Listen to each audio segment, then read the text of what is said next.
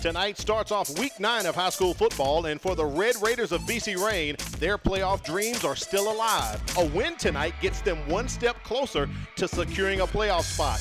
Now for Leflore, a win is definitely what they need, as they are winless so far this season. It's homecoming and senior night for the Rattlers, so the sweet taste of victory will be the perfect icing on the cake. Which team's dreams will be fulfilled? We're about to find out. Good evening and welcome to the Mcpss High School Football Pregame Kickoff Show. I'm Al Wheaton, joined by Corey LeBounty. Corey, this is a big ball game for the BC Rain Red Raiders tonight. When you start talking about a short week of preparation for Coach Yeldon and the Red Raiders, you have to stay focused and know what's at task. You control your own destiny if you're a Red Raider fan at this point in time in the season. They have 2 games remaining. Next week at Alberta, and then they're going to host Gulf Shores. And they know, Coach Yeldon knows he needs to get at least 2 out of the 3, but getting 3 would really be great for him. Well, this is what you want to start. You want to get a little momentum going into the postseason. If something doesn't go your way, you definitely want to have momentum going into the offseason. But Coach Yeldon, again, 1 year ago, makes the playoffs for the Red Raiders. He wants to continue to build off of that type of success that he has built. Again, the injury bug throughout this season, they had that fantastic win over the Vigo Wolves, who at the time were ranked number 2 in the state of Alabama. Correct. At this point in time, Al, a few weeks later, the injury bugs, anytime you're down to your 3rd and 4th string center, you know it continues to be a problem for you. But here in the back half of the season, which we're in week number 8 now, the Red Raiders are getting a little bit healthier, and they hope the health pays off tonight against the Leflore Rattlers. Speaking of the Red Raiders, they are the visiting team. Let's go ahead and head into your checklist, Corey, to find out what they need to do to secure the win tonight. The Leflore Rattlers have to be slithering snakes. And the BC Rain Red Raiders have to establish momentum early. When you establish early momentum, it gives you a lot more confidence as a team, and they outscore people in the first quarter, equates to a win. Reigning special teams, I mentioned they were down to the 3rd string center. Flipping the field is important for BC Rain. They had 3 punts blocked earlier in the season against Faith Academy. They don't want that to happen tonight. Winning the turnover battle, you want to be on the plus side of that. If you're the Red Raiders, for sure, you want to force Leflore into some long down and distance situation or some ill-advised throws or rip the ball away. If you're the Leflore Rattlers, on the other hand, I talk about being slithering snakes. What do I mean by that? We'll see an offense tonight that was resurrected during their bye week that really gave Viger a different look and will give BC Rain a different look tonight. We'll talk about what that offense is coming up momentarily. Limiting penalties is very important for the Leflore Rattlers. They had a lot of penalties 1 week ago, and they want to tackle at the point of attack. They can't miss a lot of tackles and allow yards after contact to be huge for the Red Raiders. All right, Corey, you're right about that, because for Coach Renato Jackson, he's trying to pick up his first win. Leflore is on a 20-game losing streak, and he's just trying to get his first victory tonight, Corey. And that's going to be huge when you start talking about getting the first win for the Leflore Rattlers. What it does for your confidence is amazing. All right, let's head over and check out your impact players. Who's going to have an impact on this ball game tonight for both of these teams, Corey? You always talk about Bryce Dowling. We call him the human bowling ball for the BC Rain Red Raiders. He's so low and compact, and he runs so hard once he gets past the line of the scrimmage. Does not shy away from contact. Kicker Joel Hernandez also is back for the Red Raiders. He's a junior, and he's comfortable kicking anywhere from 35 to 40 yards, but he also has the ability to flip the field for the Red Raiders. So special teams, always that 3rd phase that's so very important in winning games. For the Leflore Rattlers, let's talk about their quarterback, D'Antonio Lusher. He's a young man that's only a sophomore, 6'5" in frame. He looks the part, and he plays the part for Renato Jackson and this Rattler team. Number 66, Cornel Gavin. This young man, we call him the Iron Man. Played 115 out of 126 snaps. Wow. A week ago for the Leflore Rattlers. Played center, played running back, also played defensive lineman. we'll see him a lot tonight as well. I was wondering how you come up with those numbers, but it makes sense, Corey, because he's playing both sides of the ball as center and nose guard. Let's take it down to the sidelines and check in with Kimberly Dunn for our BSN weather forecast. What's going on, Kim? Hey guys, you couldn't ask for a better night for football tonight. It is absolutely gorgeous. We're going to be starting off kickoff around 78 degrees, and it even feels cooler than that here on the field. Although humidity is about in the 50s, we will only have a very slight breeze at about 4 miles per hour, but you couldn't ask for better conditions for football. We know that we had rain earlier today, but that rain has come and gone, and we are looking at clear skies for the rest of the night. Thank you, Kimberly. We appreciate that. Weather is feeling great, Corey. And speaking of the weather, we talked about Leflore's 20-game losing streak. I was talking to the PA guy before the game tonight, DeMarcus Smith, and I said, DeMarcus, you know when Leflore won their last game, I did the PA. That night, Corey, you typically do the PA, but you were hosting your radio show, and I had to come down. That was during Sally and Zeta time. Leflore played on a Monday, October 12th. They beat Alberta 48-41, and DeMarcus said, man, you see, I said that was the last time they won, dude.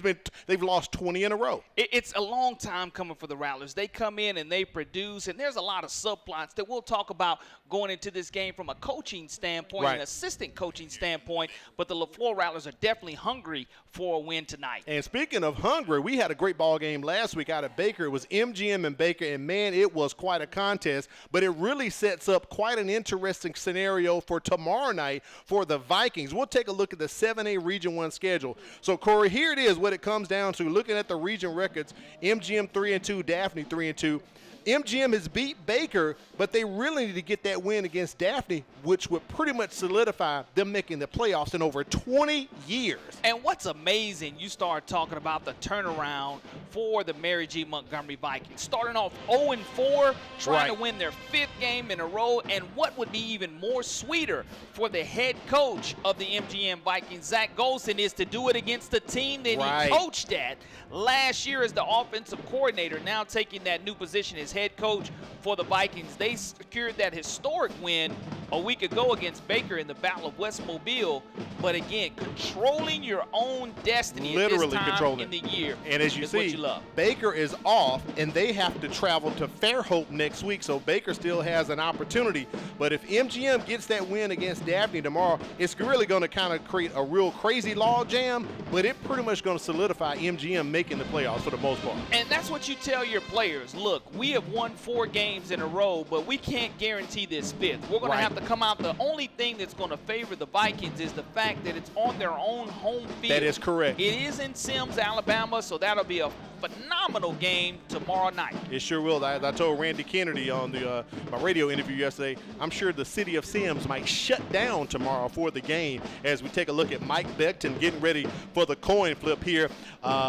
About 7 minutes away from toe to leather, Corey. This is going to be an interesting ball game tonight. We've set it up earlier. BC Rain really needs to get the win tonight, but Leflore, they just want a win, period, as they come in winless this season so far. Yeah, when you start looking at being over, and you mentioned being 0 for 20, it's not like these Rattlers don't put in the same type of work that every other school does, and you never like to see a team go and winless on the season, but unfortunately for the Rattlers, that's been the case the last couple of years. And again, they played a phenomenal game against Viger. We're leading them 7-0 going into the 4th quarter. Just couldn't find a way to hold on. Depth has become a factor, and also our injuries, 11 injured players for the Leflore Rattlers, which cuts into your ability to have a lot of depth. All right, as you can see right there, BC Rain has won the coin toss. They've declined, so they'll get the ball in the 2nd quarter. We'll come back with the kickoff as Leflore will receive for the MCPSS High School Football Game of the Week, a special Thursday night edition. Don't you move.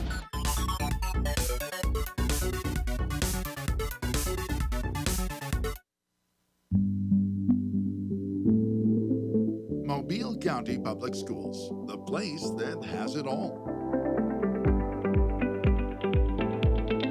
We have 90 schools that include rural, urban, and suburban schools of various sizes. We are also home to Alabama's first public school. We welcome you to come join our winning team. Our district is led by the 2020 Superintendent of the Year, Mr. Cressel D. Threadgill. Our teachers are leaders in their profession who are afforded numerous professional development opportunities.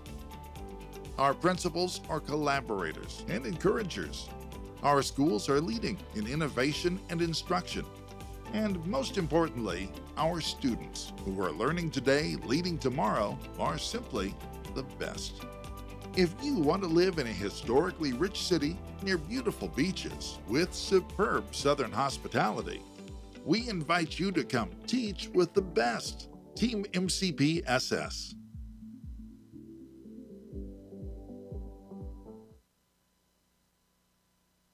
The Mobile County Public Schools Signature Academies program offers a variety of specialized curriculum for highly interested and motivated students.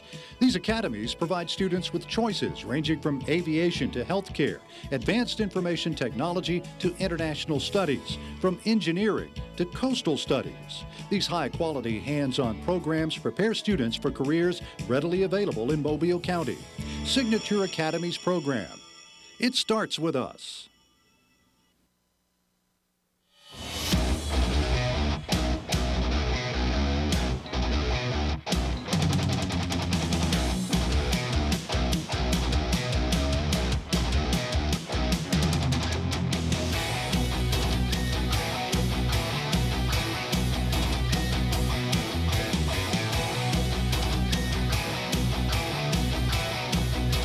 We welcome you to legendary Ladd People Stadium for a special Thursday night edition of the MCPSS High School Football Game of the Week. BC Rain enters the game knowing a third region win gets them closer to securing a playoff spot. And for Leflore, they just need a win, point blank period, as the Rattlers are winless under first-year head coach Renato Jackson. Could this be the night he secures his first head coaching win? And how cool will it be to do it on homecoming night? Thanks for tuning in. I'm Al Wheaton along with Corey LeBounty. Covering the sidelines, we have Kimberly Dunn. And Corey, as we saw in the pregame kickoff show, BC Rain won the coin toss. They declined. So Leflore is going to come out receiving the ball first. And it's going to be quite a look for the Rattlers. I'm going to say something we haven't seen from a county school in quite a while, Corey. Well, that will be the old-fashioned wing tee offense being resurrected by offensive coordinator Ryan Powell and head coach Renato Jackson. They got together during their off week, which was prior to the Viger Wolves game, and really gave Viger a look at something they had not seen all year long. Right. Now, BC Rain, their opponent, has seen the wing tee in action, but it was in week 0 of high school football. So here it is. We'll see exactly how BC Rain decides to defend this wing tee and how Ryan Powell decides to attack former Leflore head coach Sean Burney. And Corey, Leflore, BC Rain was not by themselves. I was watching some YouTube highlights and video of the BC Rain Excel game just the other day to kind of prepare myself for the wing tee as well, having never seen it in person, especially from one of the county schools. So this should be quite an interesting matchup here for both the teams. Back to receive for Leflore to Matra Wright and Leon Rocker, as Khalil Pirine sets up to kick us off here for a special Thursday night edition of the MCPSS High School Football Game of the Week. Well, you start talking about Leflore and what this means on senior night. You start having a lot of alumnus come back to this game, a nice crowd getting ready to file in, the only game in town. Short kick by Pirine.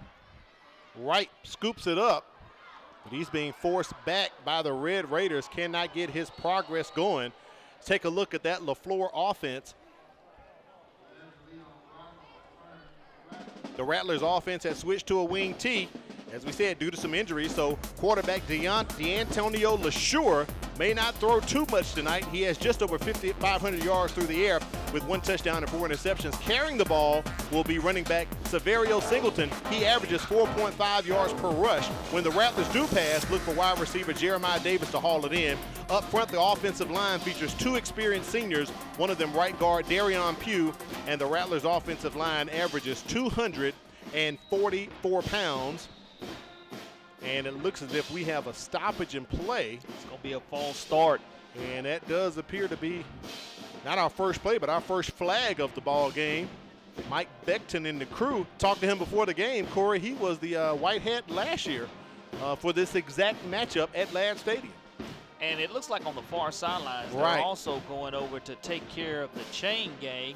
Looks like the chains may have a little problem with their movement being stuck, but I don't know. I don't see an official flag on the ground, so they may have notified the officials prior to the stoppage of play. There was an issue with the actual chain at near the down marker on that side.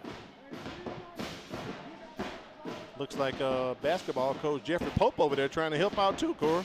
Absolutely, and you ask your coaches to chip in, and that's exactly what we have. So no penalty flag. Looks like they just had problems with the down and distance markers, and now we're ready for our first official play of the game from the line of scrimmage. Leflore starting off on their 23-yard line.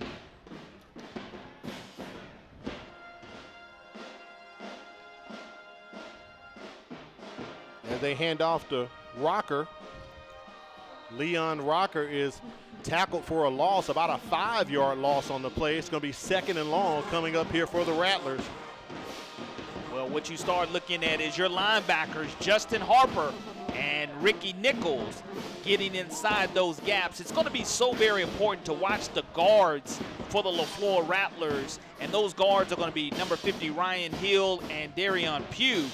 The linebackers are going to key on them, and we'll see how the BC Reign Red Raiders attack it, whether it's a bare front with 5 defenders or how they decide to go ahead and defend this wing T.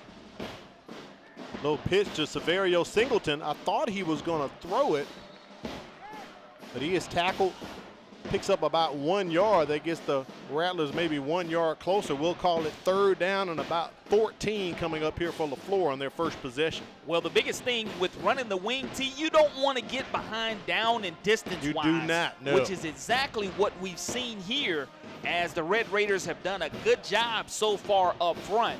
We knew that they were probably going to start off and show multiple looks defensively.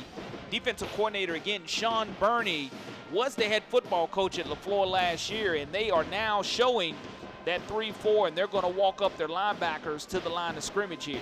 3rd and 15, ball on the 14, hand off to B.J. Pleasant, and he is met at the line of scrimmage. It's 4th down coming up for the Rattlers. Stopped by big number 99, Ashton Wright, the 6'3", 270-pound junior defensive tackle for the Red Raiders, is going to force the Leflore Rattlers to punt the ball away on their first possession of the contest. Setting up near his own 45-yard line, returner Tristan Page, the punter for Leflore. I was told was going to be D'Antonio LaSure, the quarterback, and there he is finally as he steps back. They were kind of lined up in a pistol formation for a second. I didn't think they were going for it. And we have a flag on the play on the far side. Snap, I'll start on the offense. 5-yard penalty, remains 4th down. Pushes the Rattlers back 5 yards. So now we can officially say Mike Beckton and his crew on the call tonight. As we said earlier, they had this game last year. So LaSure gets near right just inside of the goal line. High snap. That possibly could have been blocked, but he was smart, Corey. Kind of did the rugby style kick, and a nice punt right to the 50-yard line by LaSure. Wow, what a save. And I tell you, I don't know if we can look at this replay or not, but the BC Reign Red Raider was sitting on top of the kicker, and if he would have went ahead and tackled him, he kind of held up thinking that, all right, he goes airborne, Ricky Nichols commits itself, but what a great job of LaSure being able to get that punt away, knowing that, hey, all I have to do is to kick it away. I don't have to try to scramble. Now you flip the field and create a nice yardage situation for yourself to make BC Reign take over right at the 50-yard line. 1st and 10 at the 50. Amari Yelding, the quarterback, as he hands off on the run for the Red Raiders, going up the line. Emirion Davis for a big run, and late flags come in. Let's take a look at that offense. As we talked about quarterback Amari Yelding, he's a 45% passer, but the Red Raiders offense goes through running back Bryce Dowdland. Dowdland has just over 500 yards for the year. He's a bruising runner and averaged just under 8 yards per rush. Wide receiver KJ Simpson has returned. He was out injured a couple weeks ago, so look for Yielding to target him. Up front, the Red Raiders average 250 pounds and are led by junior center Jamarcus Coates. He grades out at 90% of his tackles, and he's a fire plug checking in at 5'10", 230 pounds. That flag against Leflore, and the Red Raiders are closer to the goal line. Personal foul called against Leflore. A late hit out of bounds, and Marion Davis, the 5'7", 130-pound sophomore, from his H-back position turns the corner, and now it's going to be 1st and 10, and you're looking at the ball right at the 16-yard line. Red Raiders inside of the red zone after one play. They fake it to Dowling. Yielding keeps it, weaving his way close to the 5, inside of the 5 as he is brought down. That's a first down. It'll set up 1st and goal for the Red Raiders as they come out exploding. Defensive coordinator T.J. McCord for the Leflore Rattlers, and what has to happen is you just have to break down and make that tackle. You can't tackle these Red Raiders high. Yielding just reads the defense, and he goes ahead and takes the handoff and gets through 1, 2, 3 missed tackles by the Leflore Rattlers, and now the Red Raiders are 1st and goal. Ball on the 4-yard line. They go to Dowling. He's picking his spot, and that's going to be a touchdown as he hits pay dirt, a 4-yard score for Bryce Dowling. Made it look very easy, and on that quick change of possession in regards to how quickly that 15-yard penalty proved to be so costly in giving up free yardage. Leflore cannot afford to give away free yardage to this Red Raider club, and Dowling founds pay dirt, and he bowls a strike early, the human bowling ball. Hernandez on for the PAT. Kick is up, and it is good. It makes it over the crossbar. BC Rain strikes early. They're on top 7-0.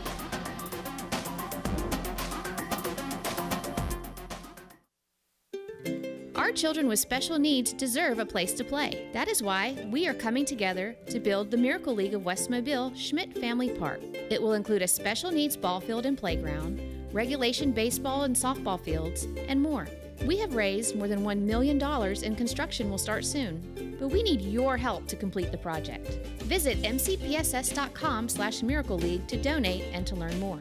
Any dollar amount will help bring a smile to a child's face. Together, we can make a miracle.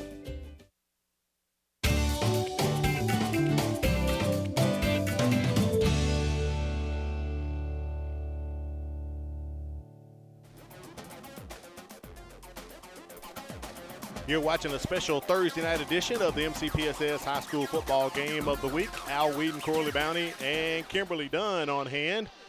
And BC Rain out to an early 7-0 lead, as Leflore is going to get their second chance to do something here. Touching the ball after a quick 3-and-out, Corey. BC Rain wastes no time as they hit pay dirt early. Well, that's something if you're the Leflore Rattlers, you have to correct here on the second possession. Again, I mentioned earlier, in their first possession, getting ahead of down and distance. You must gain at least 2 or 3 yards on first down.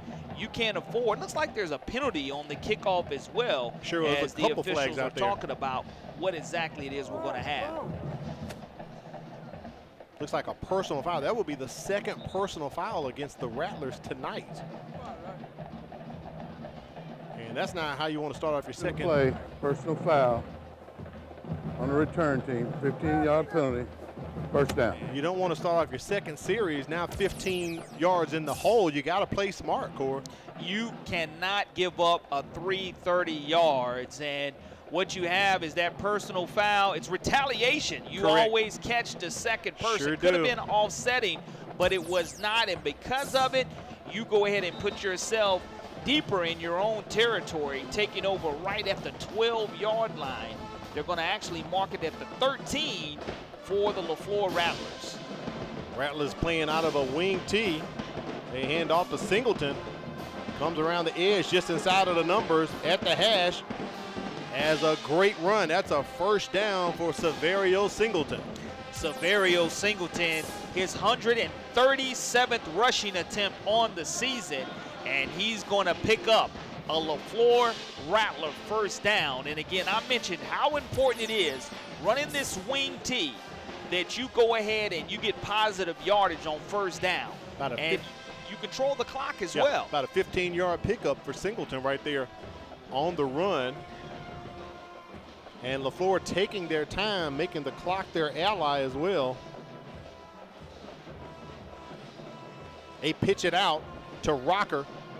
And Rocker is rocked and brought down. Let's take a look at that BC Rain defense. The Red Raiders play a 3-4 and are led by two big uns up front. Defensive tackle Ashton Wright and defensive end Tyler Simmons. Simmons is 6'2", and Wright checks in at 6'3", 270. In the middle is where the Red Raiders really do their work.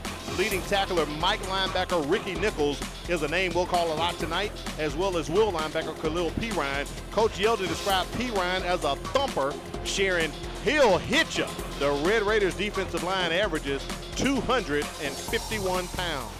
You gained 1 yard on first down, and that's good, but again, 3 down linemen and you're walking all 3 linebackers up to get into those gaps and attack it.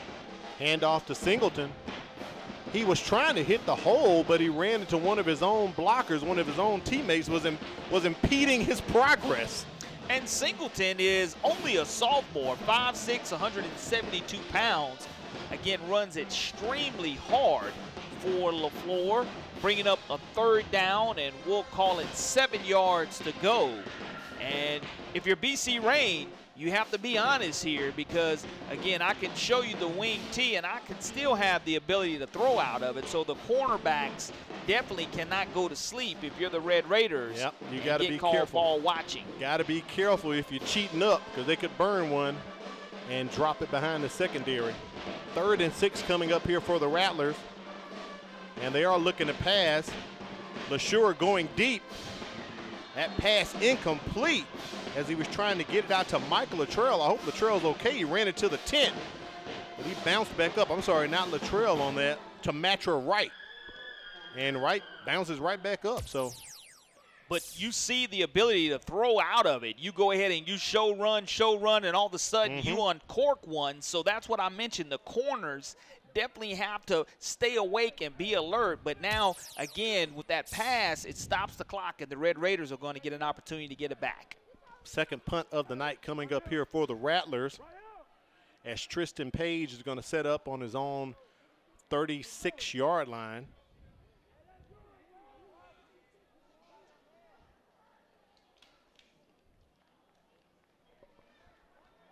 Rattlers taking their time, approaching 10 seconds on the play clock.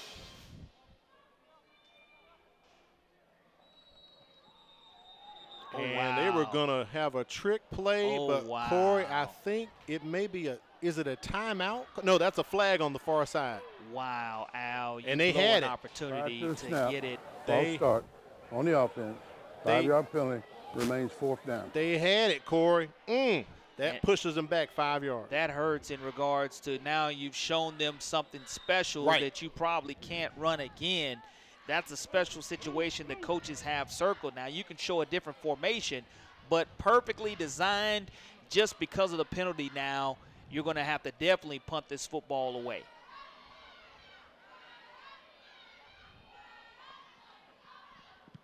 LeSure gets the punt off.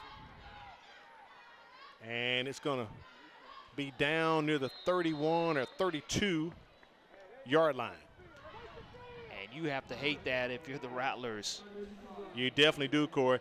Make sure you check out Firehouse Subs where you can enjoy more subs and save more lives. A portion of subs purchased at Firehouse will go to the Firehouse Subs Public Safety Foundation. So visit our friends Jim and Susie Sherman at the Greenlight Road Firehouse Subs location. Also, thanks to Bsn Sports, where you can get team apparel and equipment from badminton to wrestling and all sports in between. Bsn Sports, the heart of the game, online at bsnsports.com. 1st and 10 coming up for the Red Raiders at their own 32-yard line. If you're the Red Raiders, you want to do what you did in the first drive. Just attack this Leflore defense. You want to make sure, Leflore, you do a better job of wrapping up and tackling at the point of attack. Quick pass out to K.J. Simpson. And he is close to the 1st down marker. Let's see where they mark him at. Simpson, the 5'8", 175-pound senior, with the reception from Amari Yelding, the 6', 197-pound junior. And again, another first down for the Red Raiders. As we look at that Leflore defense, they play a 3-4, and the defensive line averages 244 pounds. We'll get back to it after this play. Almost a keeper by Yelding, but he tosses it back to Simpson, and we have a flag on the play as Simpson is tackled near the 50. That Leflore defense, told you it averages about 244 pounds. Nose guard Cornell Gavin also plays center for the Rattlers, and defensive end Jeremiah Connolly is the team's leading tackler. Inside linebacker B.J. Pleasant is the most experienced backer for the Rattlers and will play sideline to sideline. Out in the secondary, cornerback Tamatro Wright has snagged 2 picks this season for Leflore. And if you're Leflore, you want that penalty to be against the Red Raiders because you want to put them in a difficult down and distance situation for first down play. You can't afford for it to be against you, and it's going to be an eligible man. On the white team. So that will go against penalty, first down. BC Rain will push him back. First penalty against the Red Raiders tonight. As we talked about, Leflore having picked up 2 personal foul penalties already at the 5:42 mark here in the first quarter. Homecoming and senior night for the Rattlers tonight. Great crowd on hand for Thursday night edition of the MCPSS High School Football Game of the Week. 1st and 15 from the 37 for BC Rain. They hand it off to Davis, and Davis met behind the line of scrimmage. Great tackle by the Rattlers. Bryant Pleasant, the inside linebacker, 5'11", 221-pound senior, shooting the gap and doing an outstanding job of making sure he wraps up the ball carrier. And now you're looking at close to a 2nd down and 22 yards to go for the Red Raiders. Ball sitting at the 34-yard line. Davis, Dowdland in the backfield with Yelding. He dumps it, and I believe he may have been out of bounds when he caught it, Corey. He was out of bounds. Tristan Page, he caught it, but he was out of bounds, so that's going to be 3rd down coming up for BC Rain. If you're Leflore, don't let anything get behind you right here. Make sure that you're wrapping up and tackling, forcing BC Rain to go ahead and punt. But this is money down now. This is what's important. As we took a look at the replay, Yelding doing a great job of climbing the pocket, trying to complete that pass, just out of bounds, out of the outstretched hands, and not able to bring it down in bounds. So Ladd is calling it 3rd and 20 for the Red Raiders. Ball sits at the 34. Yelding has time. He has time. He does have a man, and it's too high as he overthrew his receiver.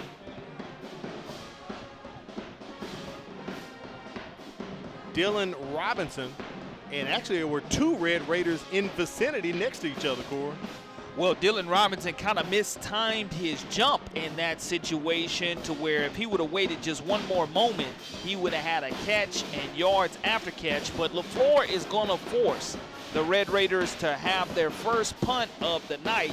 And what they need to do is make sure they'll receive outstanding field position. Just don't want to commit any silly penalties here. Savario Singleton setting up. And he waits for the fair catch, and he's going to down it at about the 32. So the punt by Page. Very good punt right there. Leflore on their 3rd possession of the night. Hasn't really shown too much with the offense. They have attempted a couple of passes, and the run's been somewhat decent, but the penalties, Corey, they have to clean it up. Well, what has to happen is Jalen Lewis, Ryan Hill, Cornell Gavin, Darion Pugh, and Deshaun Foreman. That's going to be your offensive line up front. And what they're going to have to do is get that type of push here because, again, the defense, led by defensive coordinator Sean Burney's doing a wonderful job of go ahead and showing that 5-man front. He's got 3 guys with their hands in the dirt, and he's walking up your corners and your linebackers here at the line of scrimmage. They hand off to Singleton. He kind of slips on the turf. Looked like the turf monster got him.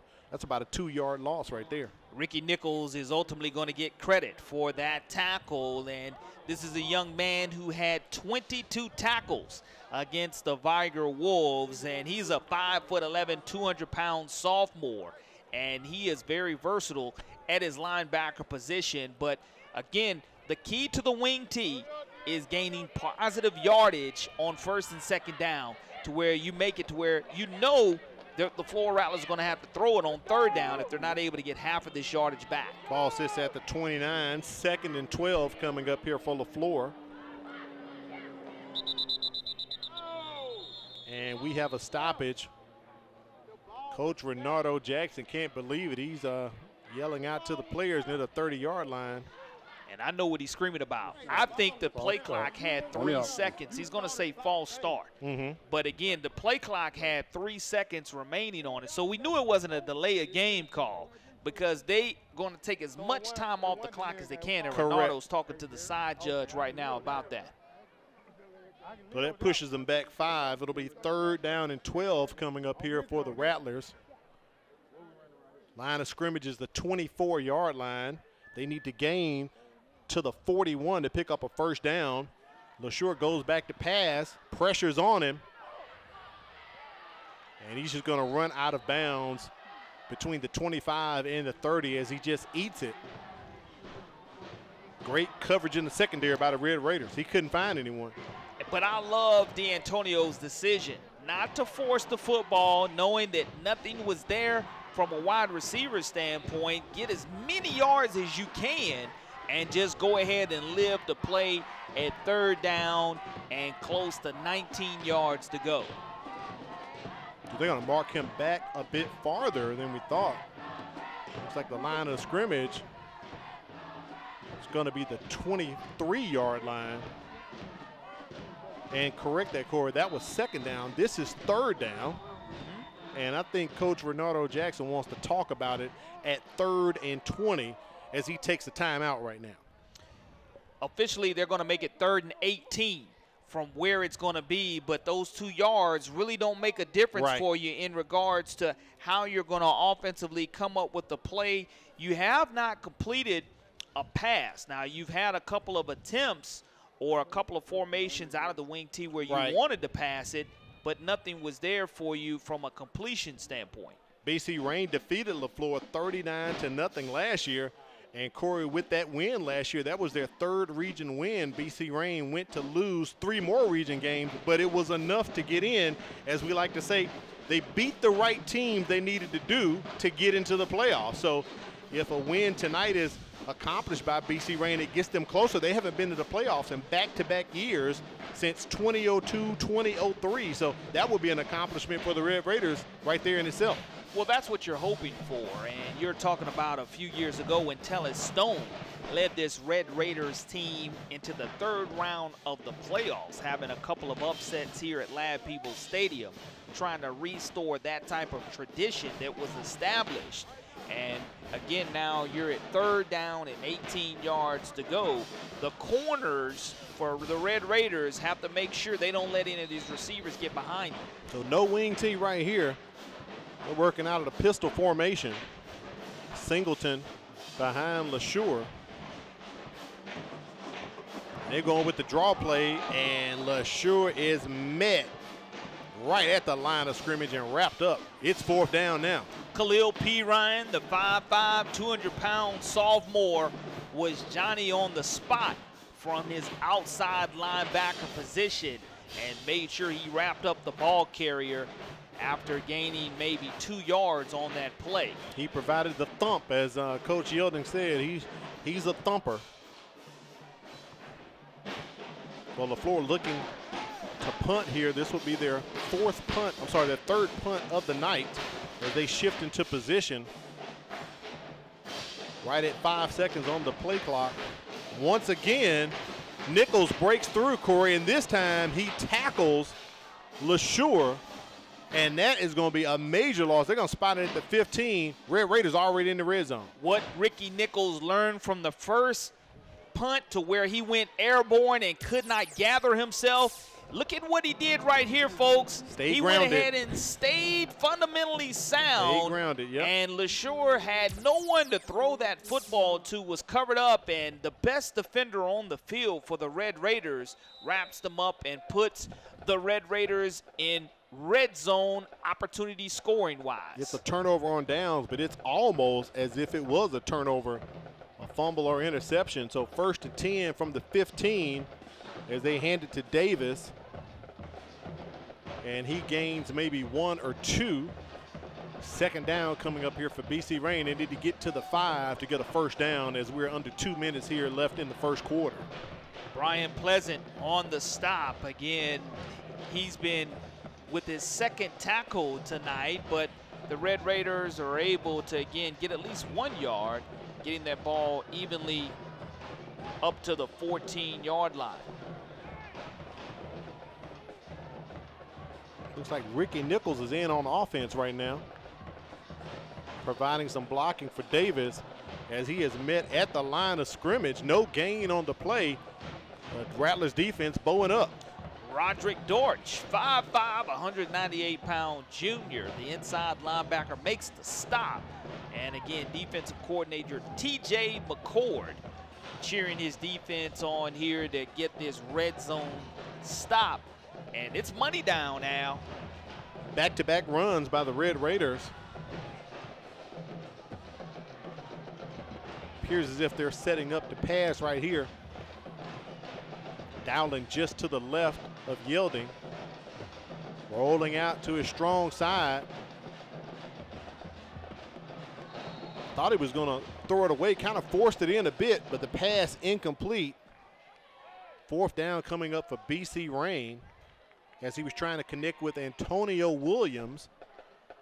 So decision time here for Coach Yielding. Will he go for it or will he bring out the kicker? Let's take a look and see.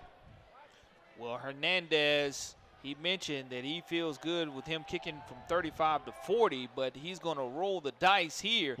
Maybe see if he can get Leflore to jump off sides and get him a little bit closer with 43 seconds remaining here in the 1st quarter. Play clock approaching 10 seconds. Quarterback Amari Yielding is the son of head coach Lawrence Yielding, and they are going for it. Yielding has a guy in the corner. That would be Tristan Page, and Page hauls it in. 15-yard pass from Yielding to Page, and BC Rain extends the lead.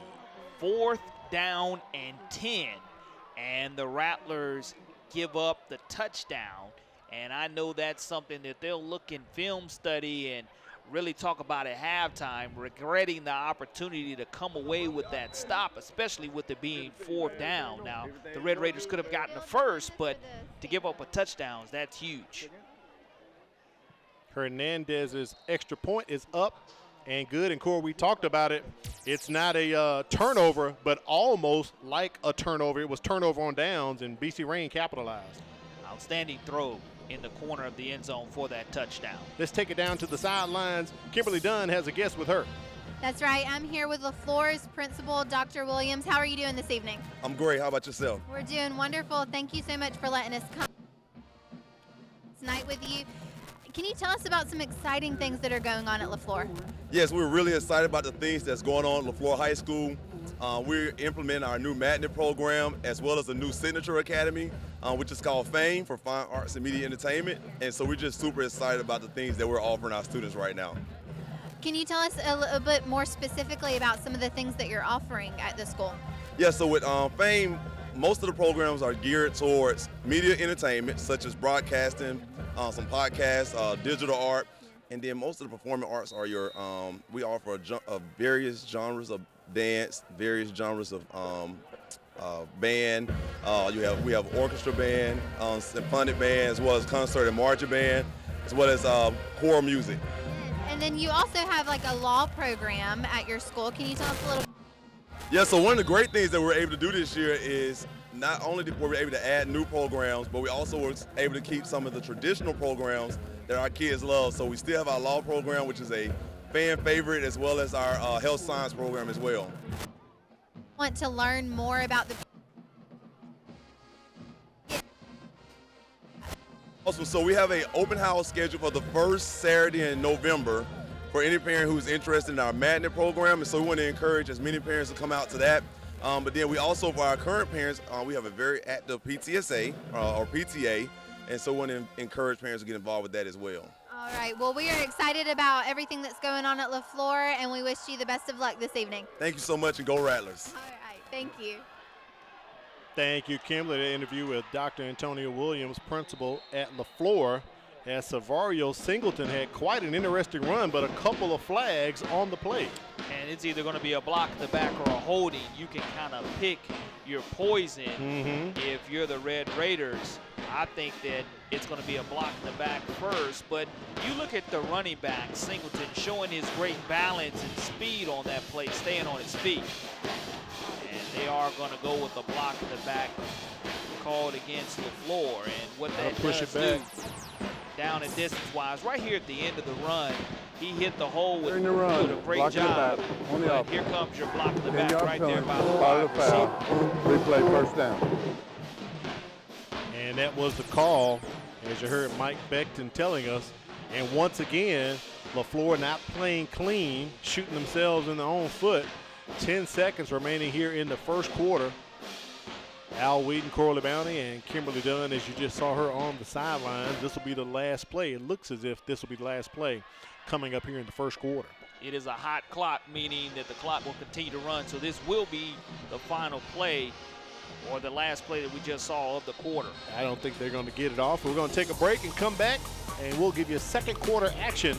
You're watching the MCPSS High School Football Game of the Week, a special Thursday night edition.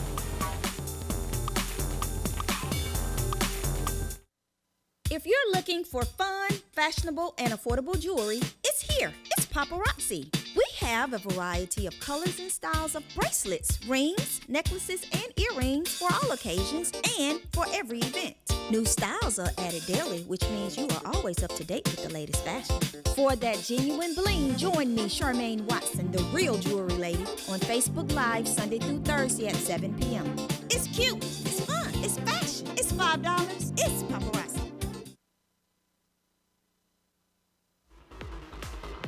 We welcome you back to the MCPSS High School Football Game of the Week. And here's the MCPSS Middle School Football playoffs. The setup as Scarborough defeated Washington and Burns defeated Williamson, setting up the championship game for Scarborough and Burns. It'll be Thursday, October 19th, and live right here on the MCPSS TV network. And I know my buddy next to me, Matt Moore, is not too happy about that graphic. Sorry, that'll be Thursday, October the 20th. I know Matt Moore's not too happy about that, Corey, as it's Pillins. Kids aren't in the playoffs there. It was a game last week that I had a chance to see China Powell and Matt Moore. China Powell being the athletic director at Scarborough and Matt being the head coach at Pillins, and they battled each other in the sunshine, and China has bragging rights. Yeah, she's got the bragging rights for the next year coming up. First down, 20 yards to go for Leflore. Ball at the 14-yard line as we start the second quarter. Ended it with a penalty, a block in the back committed by the Rattlers. Hand off to B.J. Pleasant up the middle. And I see Nichols in on that tackle with a few more, Corey. Well, anytime you get the push at the line of scrimmage, you have to make sure that you put a hat on the defensive tackle, Ashton Wright, 6'3", 270-pound junior. And again, keep an eye on the guards for Leflore, your left guard and your right guard, because if you're a defensive lineman, you can read what they're doing. You can almost see which way the play is going to go. And again, Sean Burney's done a wonderful job here so far of getting his defense ready for this awkward offense that you don't see a lot of in high school football. A look at the Leflore marching Rattlers right there as they continue to do battle with the Red Raiders, with the bands going at it.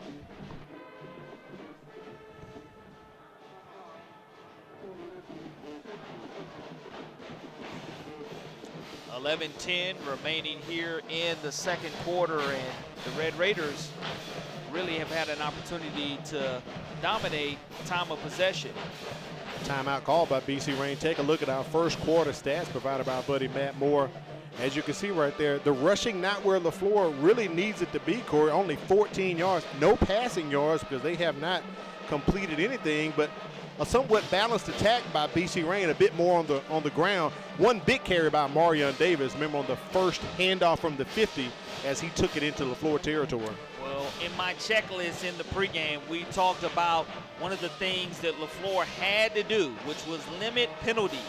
And so far, they have not been able to do that, as we've had 5 penalties for 40 yards called against LHS. Second down and 19 coming up for Leflore.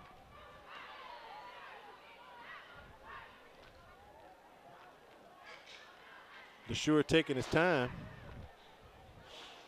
They decide to pass, and that pass is complete to Tamatra Wright. And you can see the arm strength of LeSure right there. Throws a big rainbow, gets him down to about the 42-yard line. The biggest thing about that completion, Al, is that he kept the football in play, in bounds. Again, as a corner, you see run, run, run, then all of a sudden, you see him throw it in the air. The speed by Wright to get behind the defensive back for the Red Raiders is huge on that play. Dylan Robinson, 5'10", 165-pound junior, was beat on the play, but Leflore picks up a much-needed first down. Ball sitting at the 38-yard line of BC Rain, 1st and 10, and that's the first completed pass for LeSure tonight. Singleton with the carry as he barrels forward for about 8 or 9 yards. Maybe 10. Let's see where they spot him at. Bryce Dowdland, the human bowling ball, playing a little bit of both ways for the Red Raiders. Number 1 in white comes away with this nice tackle, but the Rattlers pick up back-to-back first downs for the first time in the first half, and that will help control the clock and time of possession, give your defense a little bit more time to rest and recoup. Sets them up at the 28-yard line of the Red Raiders, and the Rattler faithful starting to come alive here. Hand off to Rocker.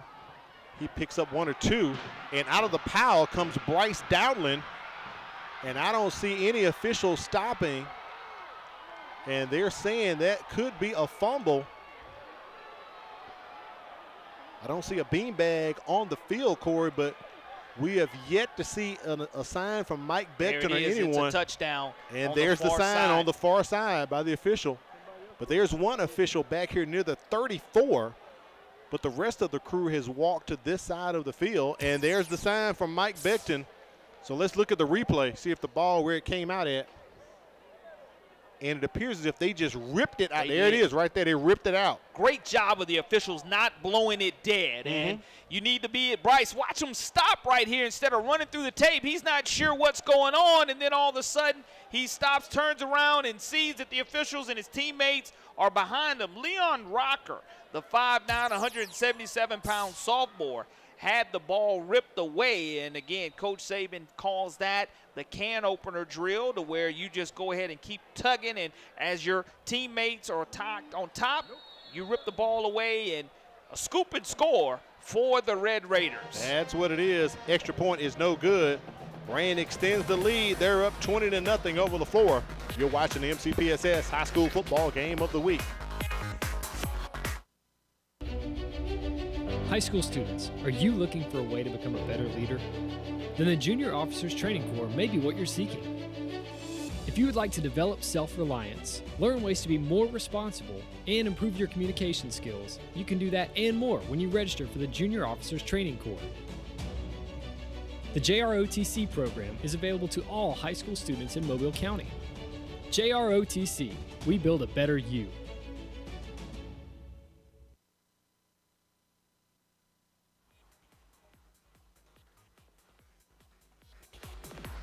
Welcome back to legendary Lab People Stadium. Corey, we were just talking about how the air has just left the stadium here for the Rattlers fans. And I don't know if we're able, after this kickoff, to take a look from a high angle shot of that play instead of getting it tight on Bryce, and to be able to see how the Red Raiders were able to respond. Because if you don't hear a whistle, you play until you hear a whistle. And I thought Bryce was going to stop and maybe run out of bounds with it, thinking that the play was dead. But he went ahead and turned around to see what was behind him. And we'll see exactly what happens here on the kickoff by the BC Reign Red Raiders. And so far, so good if you are a BC Reign Red Raider fan. Re-kick. So we'll have a re-kick from BC Reign coming up here. But that was smart of him to continue on, Corey, and not give up on the play. And the other key thing about that, none of the other Red Raider players committed any penalties. No blocks in the back, no crackback blocks or anything like that.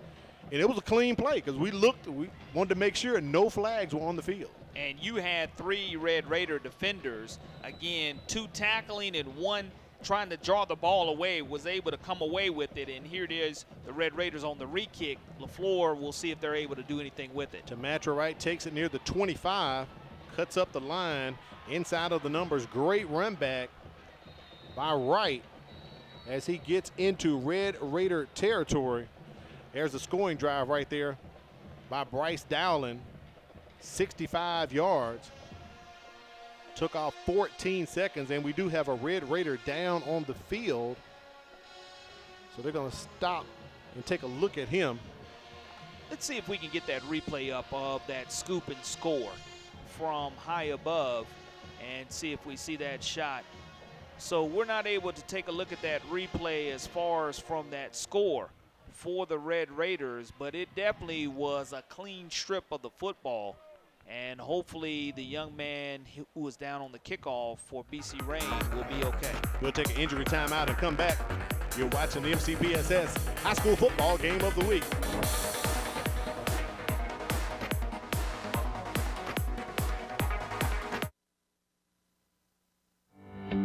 If you look at the numbers, Mobile County Public Schools is making great strides. With more than 53,000 students, 7,000 employees, and 90 schools, we are consistently increasing our 4-year graduation rate and our first-class pre-K program. We continue to strive for national recognition and continue to prepare our students for the global workforce. And we do all of this with one goal in mind, to equip and empower college and career-ready graduates. Mobile County Public Schools. We're learning today, leading tomorrow. Parents, if you have a child who will be 4 years of age on or before September 1st, 2023, then mark your calendar to register for the Mobile County Public Schools First Class Pre-K program. Online registration for the 2023-24 school year opens January 15th, so don't miss this opportunity. Log on to mcpss.com for more information and a complete listing of pre-K sites, screening, and selection info. First Class Pre-K registration, January 15th. Save the date. At Mobile County Public Schools, we are learning today and leading tomorrow. Leading right now, BC Reign is on top 20-0 in the second quarter. Al Wheaton, Corley Bounty, and Kimberly Dunn bringing you the action. That's your starting corner if you're BC Reign, Jamarcus Williams, who was helped off the field. So we'll see if Leflore is able to take advantage of that and possibly throw it or run it to his side. First and 10 from the 28. Yes. LeSure back to throw again. Yep. Maybe they're trying to take advantage. They sure are, as they complete that pass to Tamatra Wright. He's doing a little dance. I don't see a flag. He may need to watch that, Cora. You just catch the football. You're down 20-0. Catch the football and move on. Another Red Raider down on the turf. I believe that could have been the young man who made the tackle. Harper.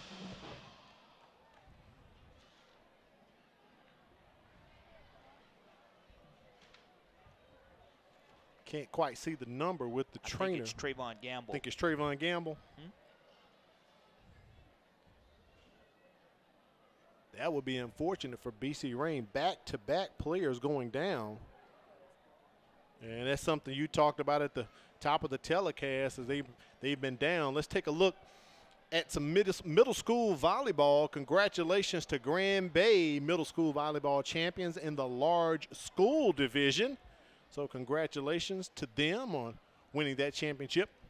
Also in the small school division, Denton Middle School picks up the volleyball championship. So congratulations to the ladies over at Denton as well.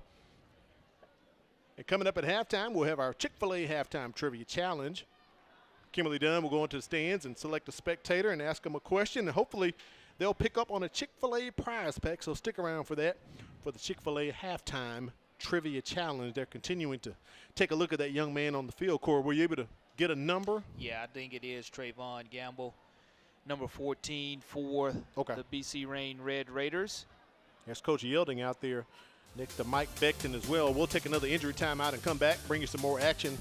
They'll take a look at Mr. Gamble. You're watching the MCPSS High School Football Game of the Week. This is a program for any middle school student who's actually behind. This opportunity offers kids a chance to do 2 grades in 1 year.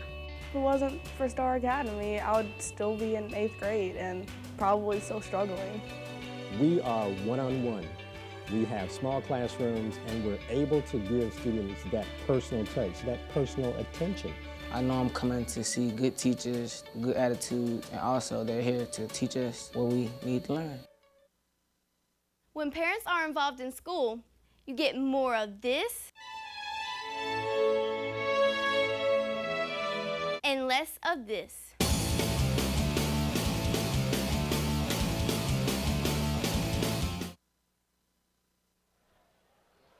They've taken Gamble off the field, so we're back to action. 1st and 10 on the 49 of BC Rain.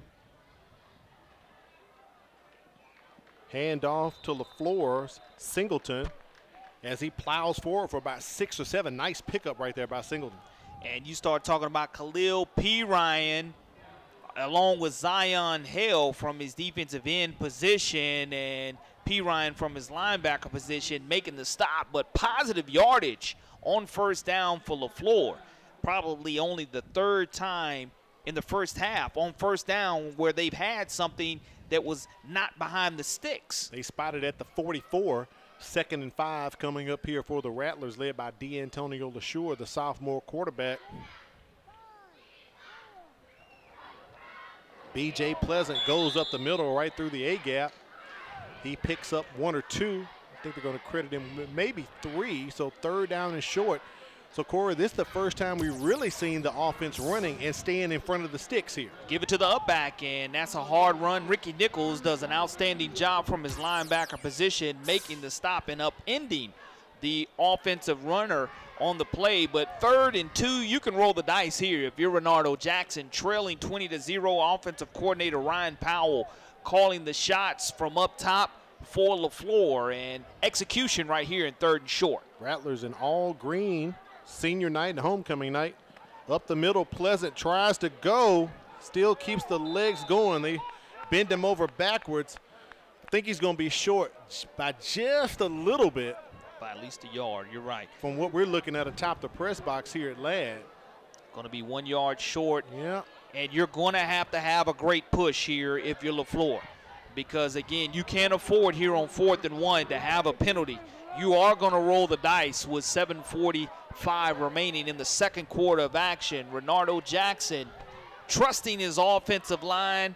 Coach Ryan Powell coming up with the play, and with 10 seconds, if you don't get the play you want, you have timeouts in your pocket to where you can call it. I mean, it's within a yard. I'm going to say maybe just a half yard, Corey. It could almost be a quarterback sneak if they want to go with it, and they do with LeSure.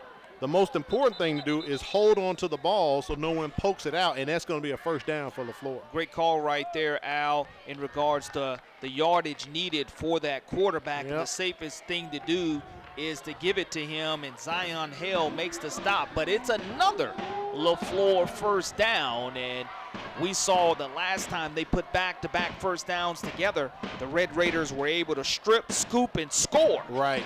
To increase their lead, and 20-0 here is our score in the 2nd quarter of action at Ladd Peoples Stadium. Leflore and BC Rain have played each other 18 times. BC Rain leads the series 11-7, and they've won 3 straight games over the Rattlers. Leflore last defeated BC Rain back in 2018. LeSure back to pass, a bit high for his intended target on the play.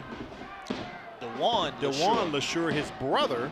I believe he is a junior on the team, so it's 2nd down and 10 coming up for Leflore. Brother to brother, younger brother the quarterback, older brother the running back. And again, a very athletic family. And it's going to be 2nd down and 10, as I like to call on 1st down. It does stop the clock, but take your shots if they're presented to you.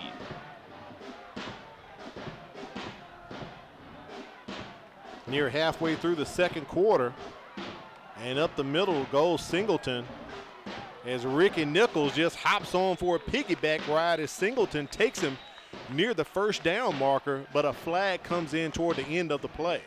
And you hope it's not a holding call if you're Leflore, because if it is, that's costly, as Singleton was able to run it there on 2nd and 10 and almost get 10 yards.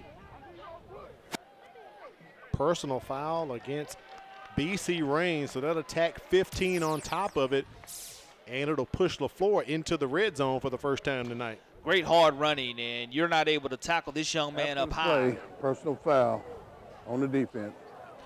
Half distance to go, 1st down. You see the late flag come in, but it is another 1st down for Leflore, a free 15.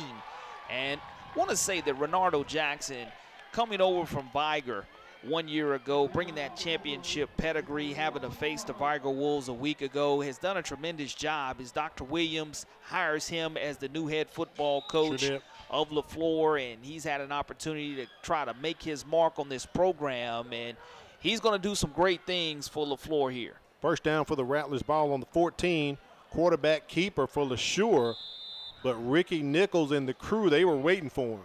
Well, a great job by Ricky Nichols, knowing that, again, against this wing T offense, you have to make sure that the linebackers have gap integrity, and they shoot the gap. And Ricky Nichols sits there, and he feels that window that is given to him, and he does an outstanding job of bringing down the running back. BC Rain averages 12.3 points on offense, giving up 34.1 on defense, and they have already hit their average tonight, up 20-0. Al Weed, Corley Bounty, Kimberly Dunn on the sideline, statistician Matt Moore here in the press box with us at Ladd Stadium. 2nd and 9 whistles, and that's a smart call right there by Renardo Jackson. I think the play clock was about to expire, so Leflore takes their first time out here in the 1st half. Well, what you want to do is you want to save down and distance, and you're able to do that now. It's 2nd down and 9 yards to go with 5:44 remaining. And that's a great timeout because you have them in your pocket. You can't take them to the locker room with you.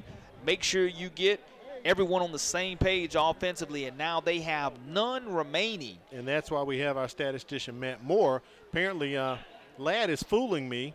Rain is not out of timeouts. Leflore is out of timeouts, Corey.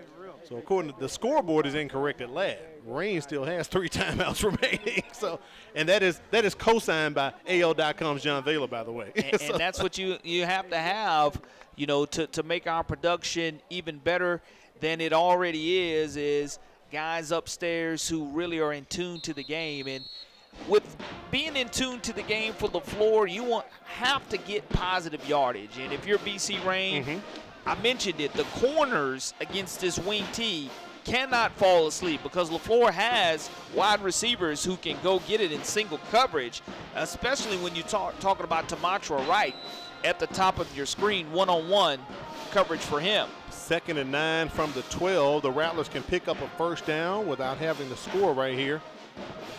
And Singleton almost wrapped up behind the line of scrimmage by Nichols. He escapes, but he gets back to the original line of scrimmage, so it's going to be 3rd down and 9 for the Rattlers. Nichols slows the progress down, couldn't make the tackle, but Pirine made sure that he finished off the runner, and here with 5:20 now, you're looking at a 3rd down and 8 yards to go for Leflore. Credit Singleton with 1 yard on the carry as Leflore and the Rattlers look to the sidelines. We talked about earlier running this wing T. You're in no hurry. The clock is your ally, but right now they're under 10 seconds. They need to get moving so they don't pick up a delay of game.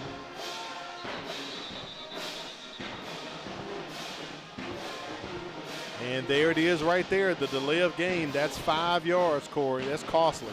Last week against the Viger Wolves, we saw the Leflore Rattlers have several of these delay of games, and it's just something that you cannot have when you're trying to go ahead and get inside the red zone and execute inside the red zone. Those are precious opportunities, and so is the yardage for Leflore offensively. Pushes them back to the 17. The line to gain is the 4 to pick up a first down. LeSure throws it.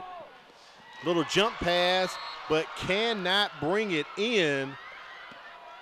Jeremiah Davis had the biscuit in his hands and had his feet down, but couldn't complete the catch. Well, I'm going to go ahead and say Tristan Page, who has caught a touchdown for the Red Raiders at the last moment, gets his hand and squeezes the juice out of the football, and because of it, it is a touchdown that is taking off of the board, and it's 4th down and 12 yards to go now for Leflore. BC Rain scored a touchdown on 4th down earlier. Let's see if Leflore can score one. He scored on 4th and 15. We have whistles, possibly a false start against the Rattlers. Timeout. No, a timeout has been called by BC Rain, so their first timeout of the ball game. Coach Yelding wants to discuss things. Very good observation right there, Corey. It was 4th and 15 on this same side of the field when BC Rain scored off of not a turnover, but a turnover on downs as Ricky Nichols tackled D'Antonio LeSure as he was attempting to punt. Well, the worst thing that you can do on 4th down, you're not necessarily worried about them getting the first down because they can do so if they get to the 4-yard line. You're worried about giving up 6 points because, again, you're leading 20-0. You don't want to give up a touchdown on 4th down under any circumstances, especially when you're looking at 4th down and 12 yards to go. Leflore averaging 5.4 points on offense.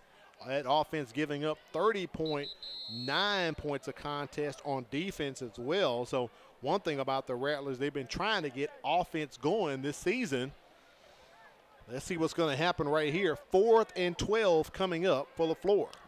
The Red Raiders giving up 24 points per game, but they don't want to give up 6 right here. Trips to the top.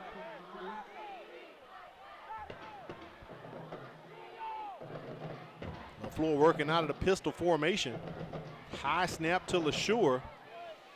And he tries to get it to right, but it is intercepted by BC Rain inside of the 10. Jordan Vines coming away with the pick, but it was 4th down, so it's kind of like turnover on downs anyway, Corey. Vines, the 5'10", 170-pound sophomore for the Red Raiders, takes advantage, and another turnover as it was a great coverage by the secondary, and really Vines was never down, and the officials had an angle to where they thought he was down, but Vines doing a tremendous job there, and a late flag on the interception return. So the flag, I believe, came in before the interception, and it appears that they're going to mark this off against BC Rain, so Leflore may have life here, Corey. 4th and 12 was where we were. During holding on the defense, 10-yard penalty, remains 4th down. So holding called against BC Rain. Leflore, the recipient there, the gift is going to place them at the 9-yard line. So it'll be 4th and 5 coming up here after the penalty. So the Rattlers get a second chance. Let's check in with Kimberly Dunn. She has an injury update for us. What's up, Kim? I was able to check in on the 2 injured players for BC Rain. Number 16, who sustained a leg and knee injury. They iced it and wrapped it up, and he will not be in for the rest of the game. Also, number 14 will not be able to return for this game either. So we will be looking out for both of those players for the rest of the season, and hopefully their injuries will get better and they'll be able to join their team next week. Thank you, Kim. We appreciate that. Great coverage in the secondary, and LeSure had to eat it, but he's about 2 or 3 yards short of picking up the first down. Well, what you have to do, you have to know where the down and distance is, and you have to go ahead and get north and south and stretch that football out because, again, great coverage and an outstanding job of pulling the football down by Leflore, but you have to know the yards to gain, Mark, in order to get that first down. And because he wasn't able to do that, you're going to be at a turnover on downs, but, again, just needed 2 more yards to pick up that first and goal situation, and BC Rain's going to have it trying to march the length of the field, almost 90, close to 96. 94 yards. 94 yards officially. Leflore started that drive on the 28-yard line, their own 28, and it stops at the 9, and they get no points out of that series. Yelding throws it, completes the pass to his receiver. Antonio Williams goes out of bounds, stops the clock for about a 6-yard gain. Second down coming up here for the Red Raiders. Your defensive coordinator, Sean Burney, you're ecstatic, especially after that 4th down penalty, and your defense finds a way to hold on. And if you're Leflore, their defensive coordinator, TJ McCord, wants to make sure no more points by the bowling ball, busting out a big one. We've seen them do it before, and again, plenty of time for the Red Raiders to march down the field and wear out this Leflore defense. As Dowling goes up the middle right there. Here's a replay, 7-yard pickup on that pass to Williams. Set them up, and that first down after the run from Dowling, and they're going to move the chains. 1st and 10 for the Red Raiders. Ball at the 17-yard line.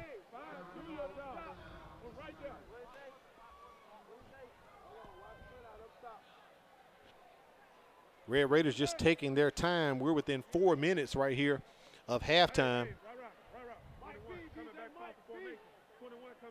Davis and Dowling next to Yelding.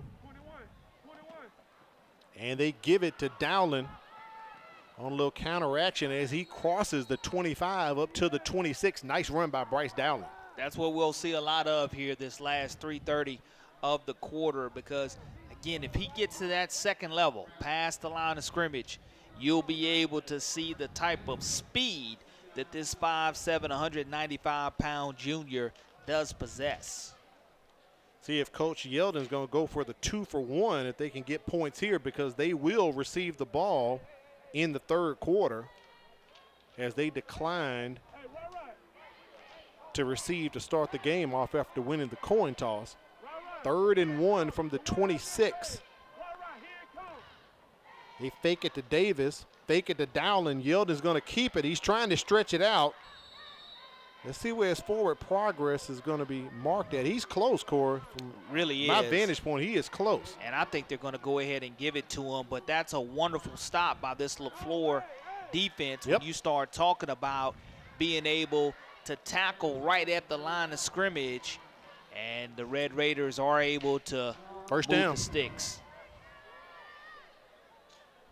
So his progress was just enough as they spot it at the 27-yard line.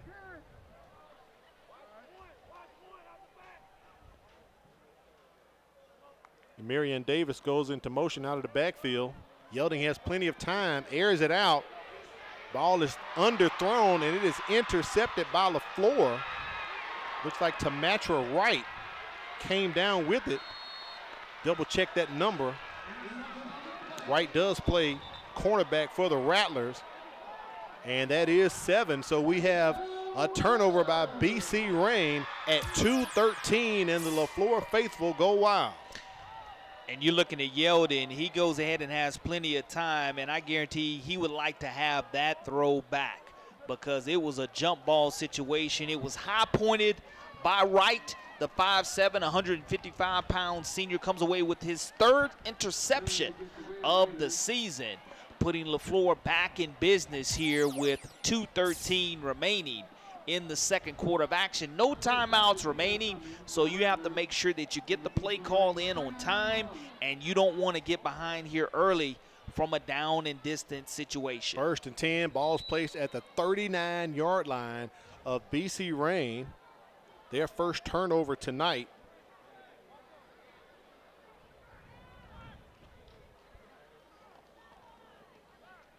Play action out of this wing tee.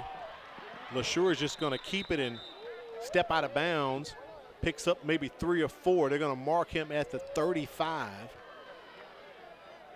Pushing it back just a bit, maybe to the 37. So a 2-yard pickup for LeSure. 2nd down and 8 coming up for the Rattlers. Smart job of getting out of bounds and not throwing the football into the BC Rain Red Raider defense. Just take what the defense gives you. If you can get out of bounds, you do stop the clock with no timeouts remaining. We had the same ball game last year, Corey, and you can see the maturity level that has grown with LeSure as he was a freshman last year leading this Leflore offense. Hands off to Singleton, who's met basically right at the line of scrimmage, but he falls forward for about 1 or 2. 3rd down and about 5 or a long 6 coming up here for the Rattlers. And Ashton Wright, again from his defensive tackle position, being very active as he's continuing to pursue the football and really control the line of scrimmage. Does a great job of his angles and pursuit of the football. Ball sitting squarely right at the 35-yard line as we're approaching 90 seconds remaining here in the first half. BC Rain on top 20-0. Leflore gains possession after a Tamatra Wright interception of Amari Yelding. Ball was underthrown. Can Leflore capitalize?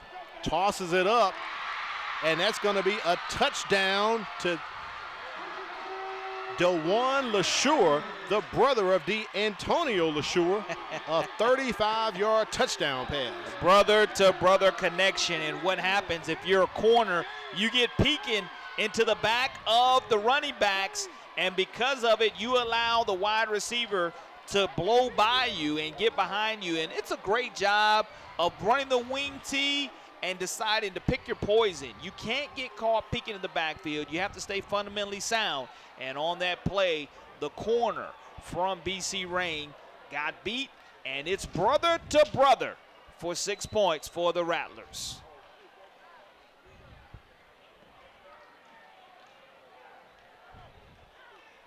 Mike Luttrell on for the extra point. And the Rattlers on the board here. Luttrell's kick is up, and it is good. 20-7. We'll take a break and come back. The Rattlers on the board, but there's a flag on the play. We'll check that on the other side of this break.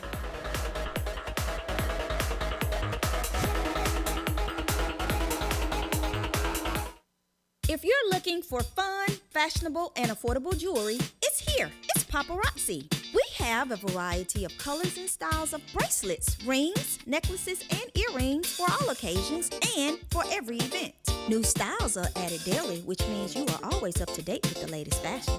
For that genuine bling, join me, Charmaine Watson, the real jewelry lady, on Facebook Live Sunday through Thursday at 7 p.m.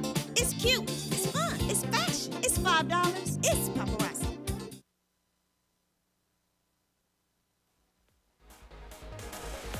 Leflore capitalizes off of the interception. So, Corey, as we say, points off turnovers for the Rattlers, and it couldn't come at a better time as they needed to get some points on the board to avoid the shutout tonight. Well, what you've seen is BC Rain scores 6 points off a Leflore turnover, and Leflore be able to score 6 points. Now, it may not have been in the play in regards to a scoop and score, but it ultimately led to 6 for your offense. Your defense delivers, and then your offense goes ahead and checks the mail as you take a look at the turnover chain for the Rattlers. Yeah, it's a bit delayed as Wright had to play offense and defense, but he set that one up with the interception, Corey. And that penalty flag on the extra point was against BC Rain, so Leflore is going to be kicking from the Rain 45-yard line. The worst thing that can happen for Leflore is you allow a big return here. And you want to try to kick this football into the back of the end zone and get some type of touchback. As I think the Red Raiders are going to burn one in regards to getting the correct personnel. And making sure that no onside kick is coming as well. That scoring drive, D'Antonio LeSure, 35-yard pass to his brother DeJuan LeSure. 3 plays, 39 yards overall. Took a minute 20 off the clock. And Corey, that's what Leflore needed, because I had just talked about when that drive stopped at the 9. They had started in their own 28-yard line and came up empty-handed. You cannot come out empty-handed in regards to getting into the red zone area. And that's what happened the drive prior to. Now, when you start talking about the outstanding pass, brother to brother, and that's what's going on for the Leflore Rattlers. As again, you see younger brother throw to older brother. He tiptoes along the sideline and gets his jersey number for LHS. Speaking of Leflore, our statistician Matt Moore tells me they have run 29 plays compared to BC Rain's 16 plays tonight, Corey. Well, you've been on the field. And they've been on the field longer. Yep, time of possession too, but what you have to ultimately know is the difference in this game is that strip, scoop, and score. Correct. Which is a 2-possession game instead of a 1-possession game. And think back to the Ricky Nichols tackle of LeSure near that 15-yard line. It was 4th down. That was almost like a turnover with turnovers on down. And that was the first score of the night for BC Rain. That's a live ball. Say what, fair catch? I don't know if I saw a fair catch signal or not. I heard all the Leflore coaches saying, get on it, get on it, get on it. And they are arguing about that right now with the officials. But they're going to say it's BC Rain's ball. They're going to spot it at the 12. He called fair catch. So he did call a fair catch. That's the ruling. The official breaker. So if he, because I didn't see it myself. I was looking at the ball, actually, Corey. So, but it's fair catch signal by BC Rain. It will be their ball at the 12 on the far side of Ladd Stadium. All the parents lining up. Homecoming night here for the Rattlers. As they're ready to start halftime festivities on the far side. All the dads in their suit and ties and vests tonight, Corey. Well, I love homecoming, and I'm a Leflore graduate along with yourself, so I'll enjoy the halftime festivities for sure. Interesting move right here. Yelding takes a knee. Leflore is out of timeouts. They can't stop it, but the game clock hadn't even started running. Now they've started it. So it looks as if Coach Yelding is just going to take the knee and take it to the house, as they will get the ball back to start the third quarter. And that's what our official is asking for, to make sure that the clock continues to run in that situation. Coming up at halftime, the Chick-Fil-A Halftime Trivia Challenge, as Kimberly Dunn's going to try to get another winner for us tonight. Also, homecoming festivities. We'll check in at the MCPSS Athletic Studio with our buddy Mike Herndon, and also take a look at some ball games taking place in 5A and 6A tomorrow night. A lot of contests going on, Corey.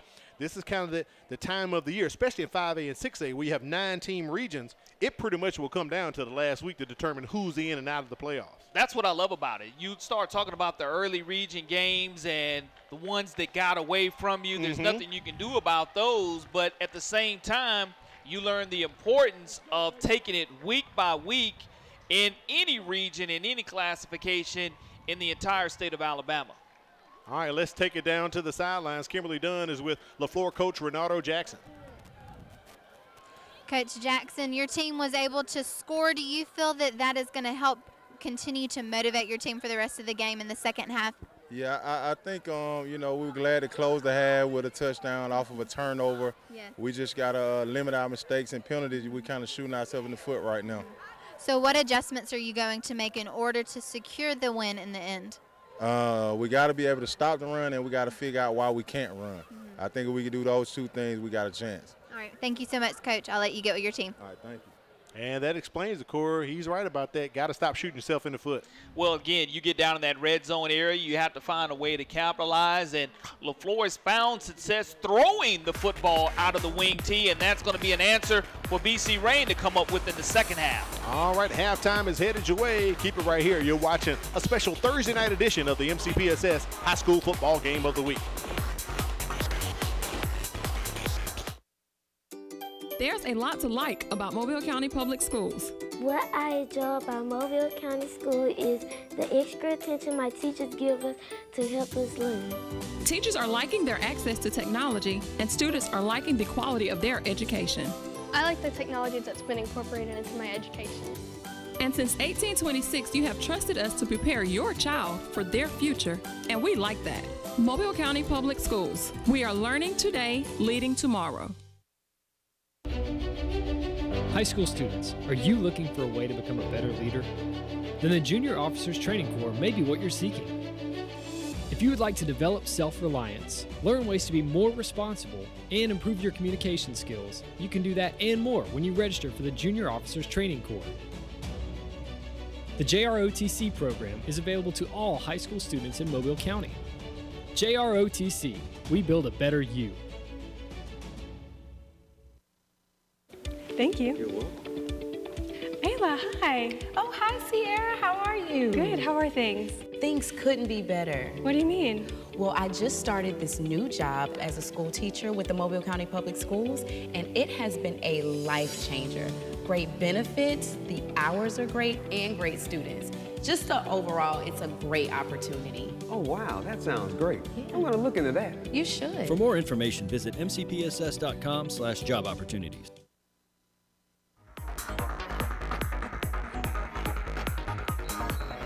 It's a special Thursday night edition of the MCPSS High School Football Game of the Week. Beautiful shot of downtown Mobile. Right now, we got to check in with Mike Herndon at the MCPSS Athletic Studio for his checkup. What's going on, Mike?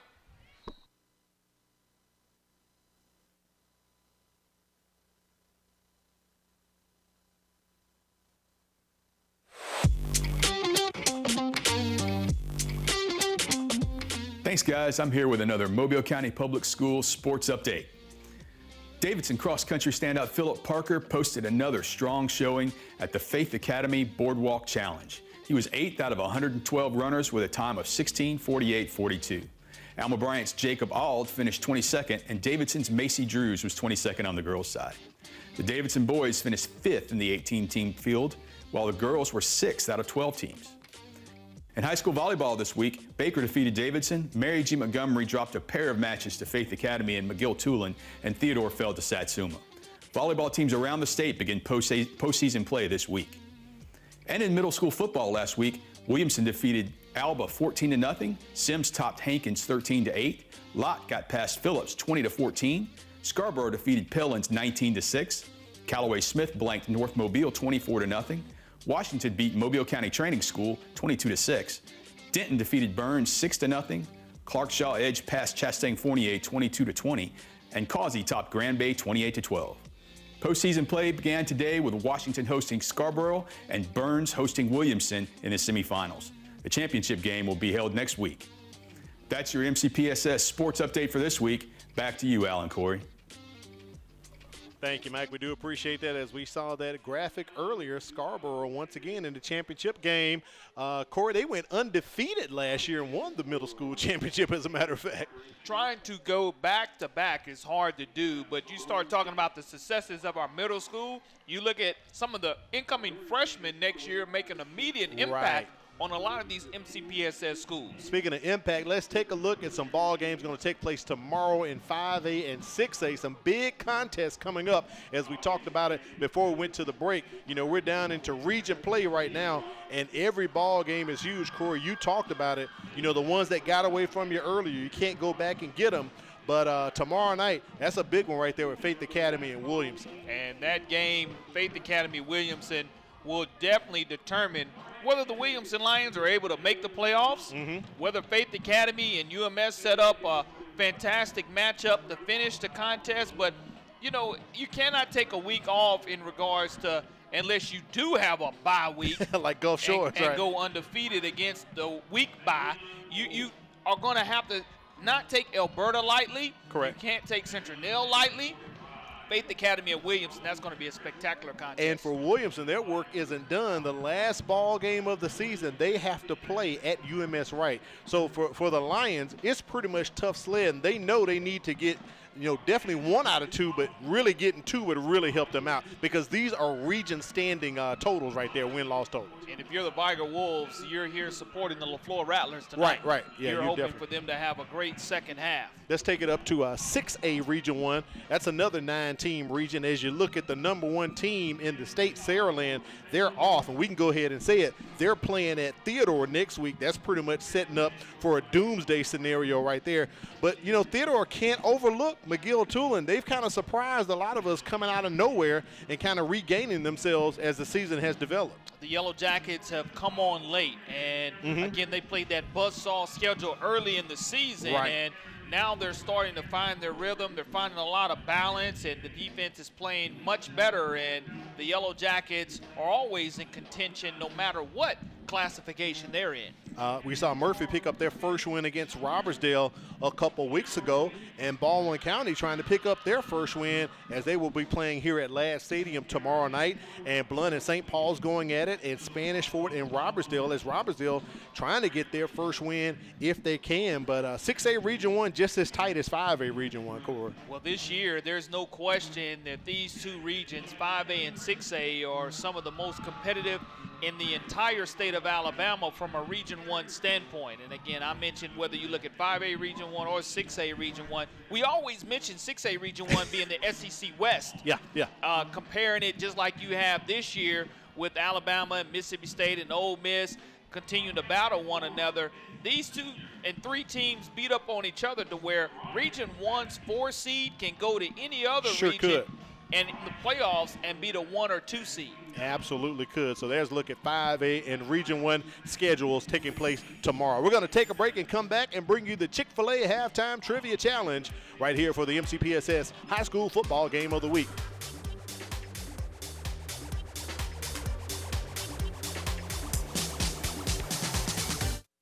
I have known since I was in 4th grade that I was going to be a teacher. I really just truly enjoy coming to work every day and working with different sets of kids and just watching them grow and learn.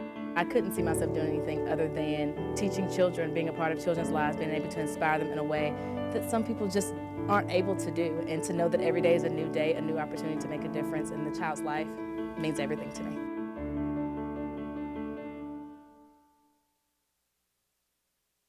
When we say Bishop State Community College is a great place to start, we really mean it. Want to major in psychology, engineering, criminal justice, English, history, or something else? Take your general education courses with us, then transfer your credits to the four-year university of your choice. Want to learn a trade and go straight into the workforce? We have the programs and the training to help you land a high-wage and high-demand career. Save time and thousands while conveniently taking classes safely online or on campus. Register now, bishop.edu. Hello, I'm Katrina Frazier. And I'm Deborah Robinson, and we would like to be your next realtors. As homeowners, we know how confusing it can be searching to find that perfect home that fits your needs and budget. For that reason, it's important to have a reliable partner to represent you and to be there for every step of your home buying process. You'll find the services offered through Berkshire Hathaway, Home Services Cooper & Company Realtors are second to none. So whether you are buying or selling your home, call us today and let our experience work for you. Homecoming festivities taking place here at legendary Ladd Peebles Stadium. We'll get a shot of the homecoming queen later on as she is crowned. Right now, we need to crown a champ for the Chick-Fil-A Halftime Trivia Challenge tonight. Let's check in with Kimberly Dunn down on the sidelines. All right, we are here with our Chick-fil-A Halftime Trivia Challenge, and I have some very handsome boys with me. Y'all wave and say hey to everybody. These are our football boys that are over here on the sidelines helping our Leflore Rattlers. They've been getting the footballs and bringing them back and forth, so they've been working hard tonight. Are y'all ready to answer our question and try to win the prize pack?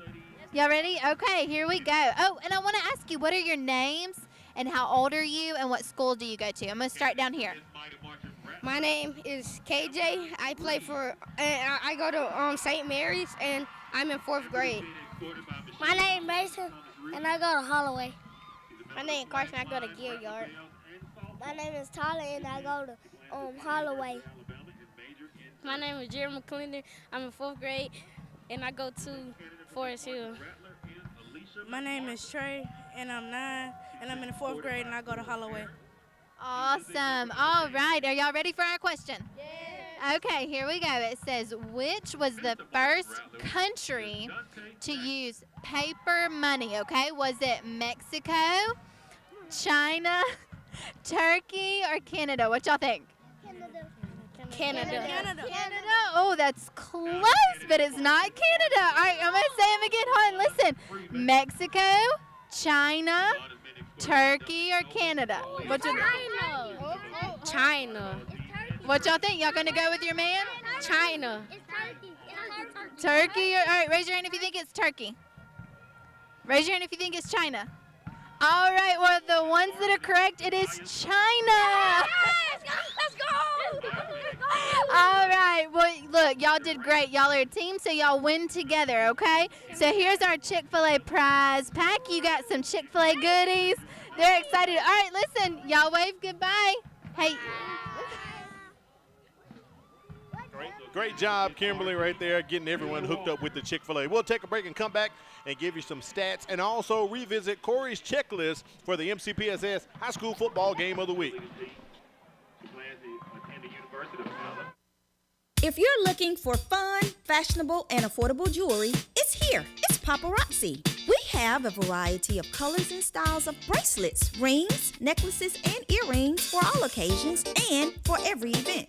New styles are added daily, which means you are always up to date with the latest fashion. For that genuine bling, join me, Charmaine Watson, the real jewelry lady, on Facebook Live Sunday through Thursday at 7 p.m. It's cute, it's fun, it's fashion, it's $5, it's Paparazzi.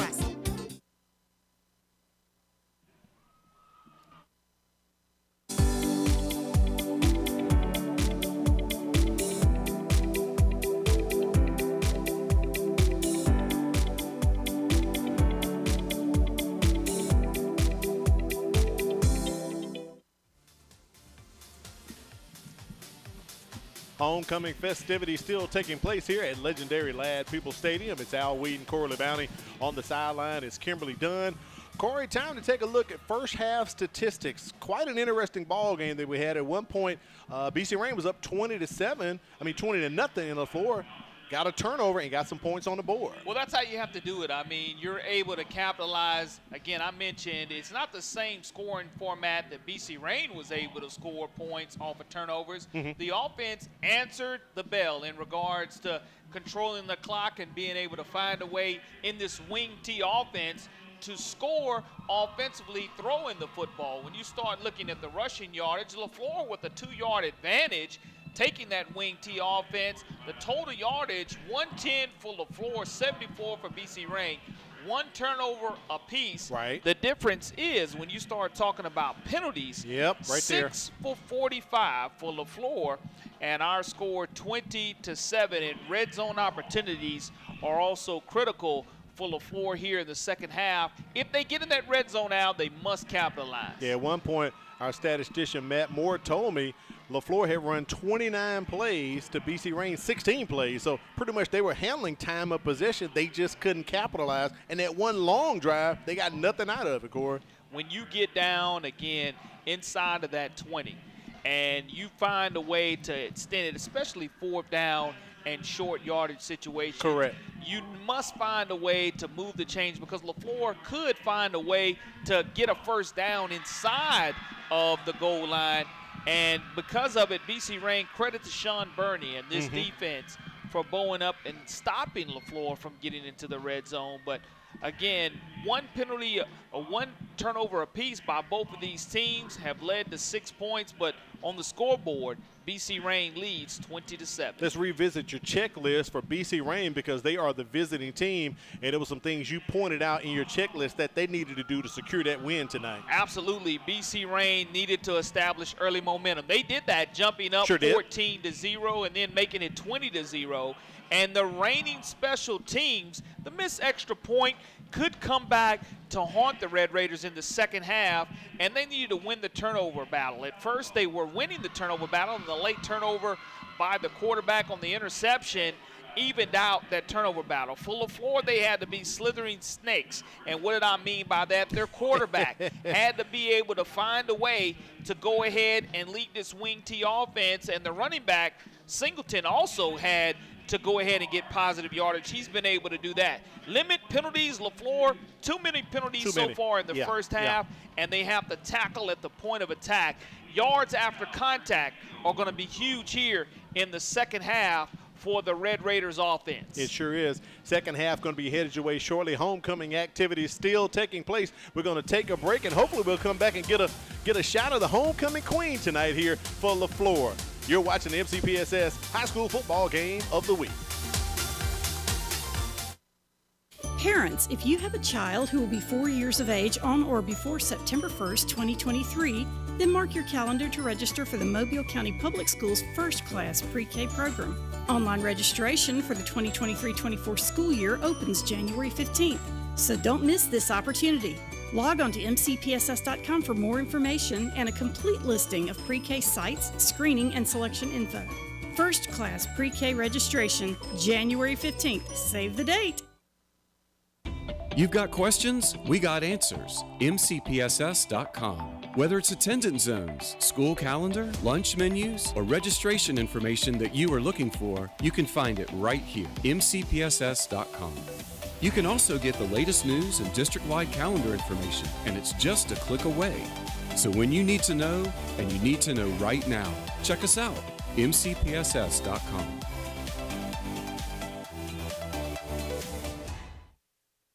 As a student in the Mobile County Public Schools, there are a few things I've come to expect. One is a quality education, and the other is a quality lunch. Not only are our school meals well-balanced, meeting all federal nutritional standards, but they also have less fat, fewer calories, and they taste really good. Oh, and I forgot to mention, our school lunches contain whole wheat, grains, fruits, and vegetables to give me the energy and brain power to get me through the day. Homecoming activity still taking place. They are close to announcing the homecoming queen. Before they do that, we're going to take a look at some first half highlights from this ball game tonight, kind of recap our scoring as it took place here between BC Rain and Leflore.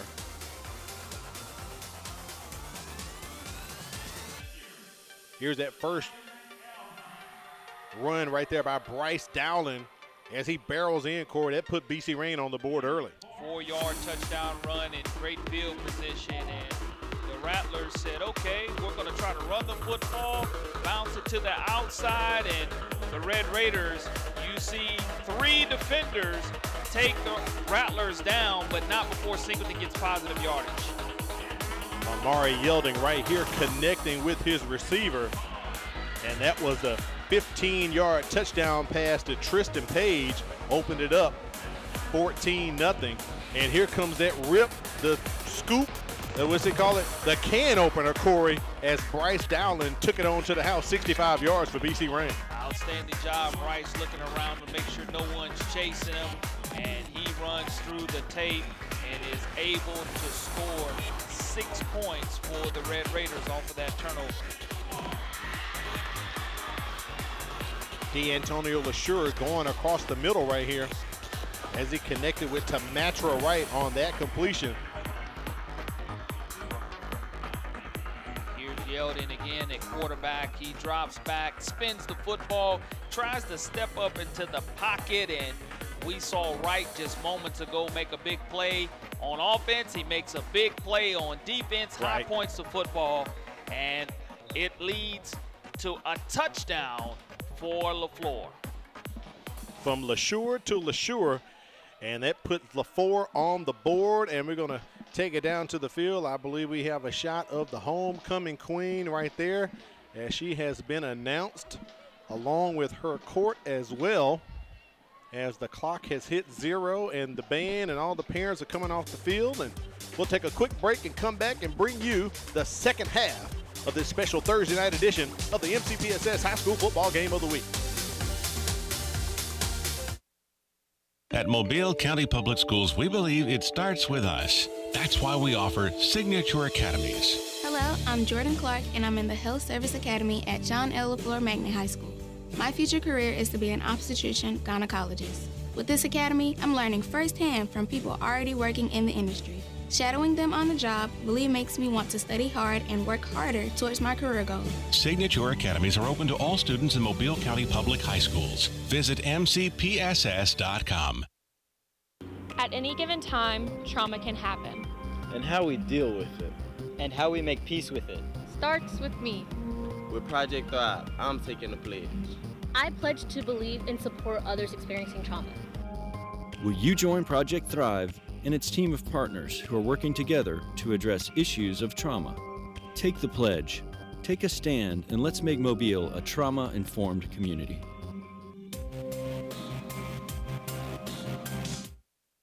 I have known since I was in 4th grade that I was going to be a teacher. I really just truly enjoy coming to work every day and working with different sets of kids and just watching them grow and learn. I couldn't see myself doing anything other than teaching children, being a part of children's lives, being able to inspire them in a way that some people just aren't able to do. And to know that every day is a new day, a new opportunity to make a difference in the child's life means everything to me.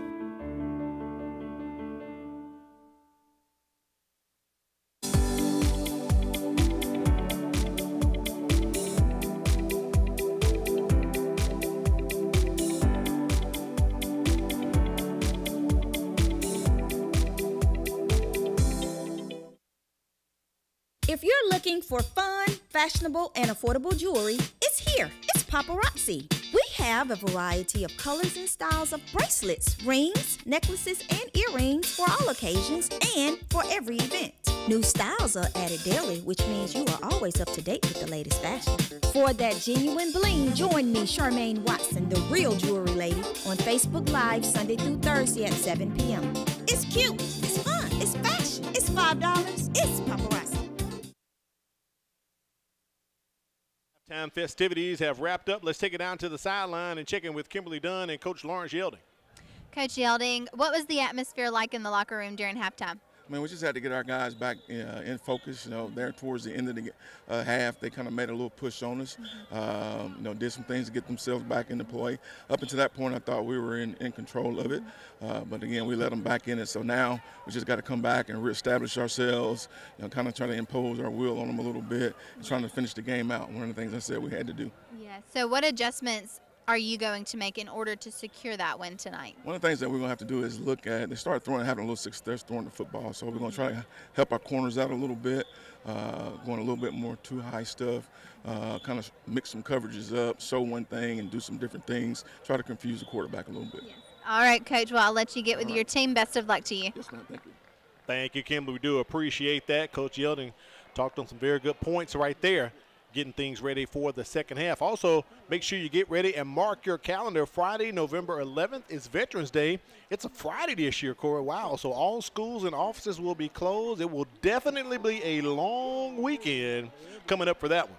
And as they prepare for the Thanksgiving holidays, that one gets you kind of ramped up to prepare for the holidays. It sure does. I know a big game taking place that weekend. I believe the 12th right here at Ladd Stadium will be the Gulf Coast Challenge, Jackson State and Alabama A&M. So they picked a good weekend, a long weekend for that, as a matter of fact. And when you start looking at the opportunities for these young men to be recruited to SWAC schools, it's important that, again, they put out a great resume here on MCPSS television. Right. They use these highlights for their huddle films. They use these highlights to send off to these colleges and universities. And we want to salute people like Lawrence Yelding's son, Amari Yelding, who carries a 4.2 grade point average and is in the National Honor Society for the Red Raiders. And that's what it's all about, being a fantastic student athlete. And we just saw an outstanding homecoming court here for Leflore High School, and in order to participate in that, your grades have to be on point. So congratulations to all the participants and Leflore High School for celebrating their homecoming, and congratulations to Amari Yelding as well. And speaking of the Yelding, got to congratulate our buddy Cedric Yelding, now the coach over at Coastal Alabama for the ladies, who happens to be cousin of Lawrence Yelding. And I found out, Corey, guess who else is related to Lawrence Yelding? Who else is in the Our family? engineer, Fran Conway. I found that out today. I couldn't believe it. I said, man, well, come on, man. You know, Fran, you know, I got good stock in my family, man. So there's a shot right there, Coach Yelding and his crew. They're up 20-7 right now over Leflore. And, Corey, BC Rain receiving this second half kickoff. And that's going to be huge for the Red Raiders to go ahead and find a way to capitalize right here and put more points. We'll see if what they talked about, their offensive coordinator, Famous Davis, is going to put this in gear. Their first drive, outstanding field position aided by the penalty. Unsportsmanlike or personal foul. We'll see if they're able to drive the length of the field here also. Marion Davis is going to field this near the 6. If he can get his hands on it, he finally does. And the Rattlers capitalize and bring him down near the 10 or the 11. That could have been a bad look for Davis if he hadn't scooped that pigskin up. David Hawkins, the 175-pound defensive back, with the stop. But a late flag comes in, and we'll see what that's all about. Again, that free yardage for the Red Raiders if it's against Leflore. And that one was way late, Corey. I mean, the players had literally broken up out of the tackle huddle. Let's see what Mike Beckton has to say. During the return, blocking the back on the return team. After this is go, first down.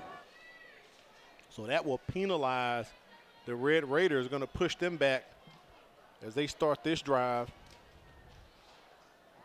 on the 7-yard line.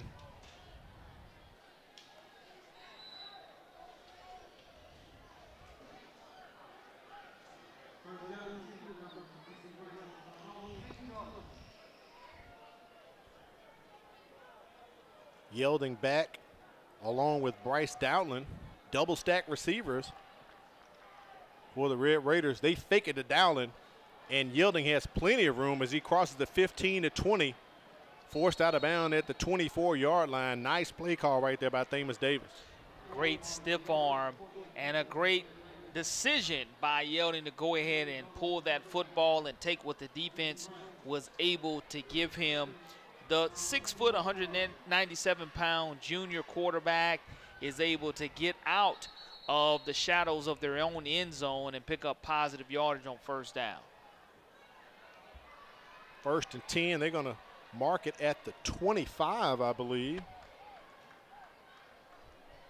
Back judge getting himself together there. That's why we had that short delay.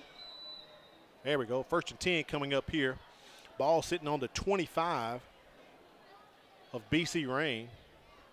Same formation, double stack receivers. They give it to Dowdland this time. He gets some block from those receivers as he just kind of takes his time and shuffles out of bounds near the 33, the 36 or 37. Nice pickup, nice run by Bryce Dowdland. Another flag on the play, and you come in late, and normally that's in the area of blocking the back. So they're calling, looks like holding against BC Rain, so that's going to wipe out that run. Right here on the near sideline for Leflore. It comes in during late. the run, holding on the offense. 10-yard penalty, replay, first down. So that'll push the Red Raiders back, wipes out that run that Dowdland had. They're going to spot him at the 27 now. So first down here for BC Rain coming up. They calling that a spot foul, so it looks as if it's going to be first down and about maybe 9 yards coming up here for BC Rain. You flip the page again in October, and you just saw the shot of the cheerleaders wearing the pink. Right. Breast Cancer Awareness Month, the entire month of October. So it's on the 27. Call it 1st and 9 coming up here for BC Rain, sticking to the same formation, double stack receivers. And they go back to the well once again. And who do they give it to? The human bowling ball, Bryce Dowdland. That's a safe bet if you're offensive coordinator Thamus Davis, because what happens is Bryce Dowdland starts getting stronger.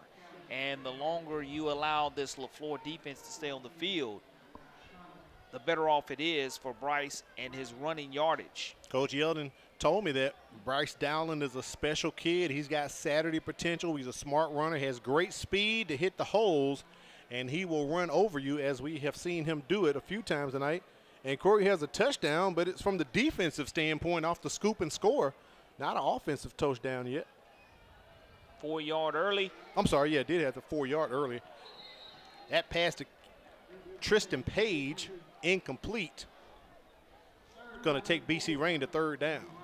Well, if you're Leflore, this has got to be your money down, because you allowed Yielding to come out of that end zone with that quarterback scramble and gain close to 20 yards. And here it is, 3rd down and 4 yards to go. If you're Leflore, you need to go ahead and wrap up and make sure you strike viciously on your tackles. No yards after contact can be afforded. 3rd down and 4, ball's at the 33 of BC Rain. And who do they go back to? Bryce Dowland. Dowland's going to be short by about a yard. And as he and Cornell Gavin are kind of jaw-jacking at each other. Gavin, our impact player to watch out, and you right. can see him playing both sides of the football, but what a difference in height stature there. Mm-hmm. Jamatra Wright going back to set up at his own 43-yard line, awaiting the punt from Tristan Page. It is 4th and 1. Ball's on the 34. Pay attention, Corey. Let's see if Coach Yeldon is going to roll the dice. No trickeration here. Page does punt it. And Wright's going to take the fair catch at the 40-yard line. So Leflore will possess the ball for the second time here in the second half. And I see a penalty marker at the 44-yard line of BC Rain. Well, we'll see if it is a dead ball foul or a live ball. I wasn't sure when that penalty flag was thrown, as I was looking to see to make sure he made a clean catch, but we'll get a call from the white hat here. Mike Becton and his crew putting in work tonight. Personal foul against Leflore, and they are moving the chains. So they're going to take it from the 40. After play, personal foul on the return team. 15-yard penalty, first down. So once again, the Rattlers, with a costly mental mistake, takes away 15 yards. They had great field position at the 40, now pushed back to their own 25-yard line. Leflore here, 9:58, really needs a great drive. And it doesn't matter whether it's a quick strike like they've had via the air, brother-to-brother combination early for the touchdown. And we'll see here if they're going to run the wing tee and try to drain some time off of this clock. Singleton goes into motion and out of that tee.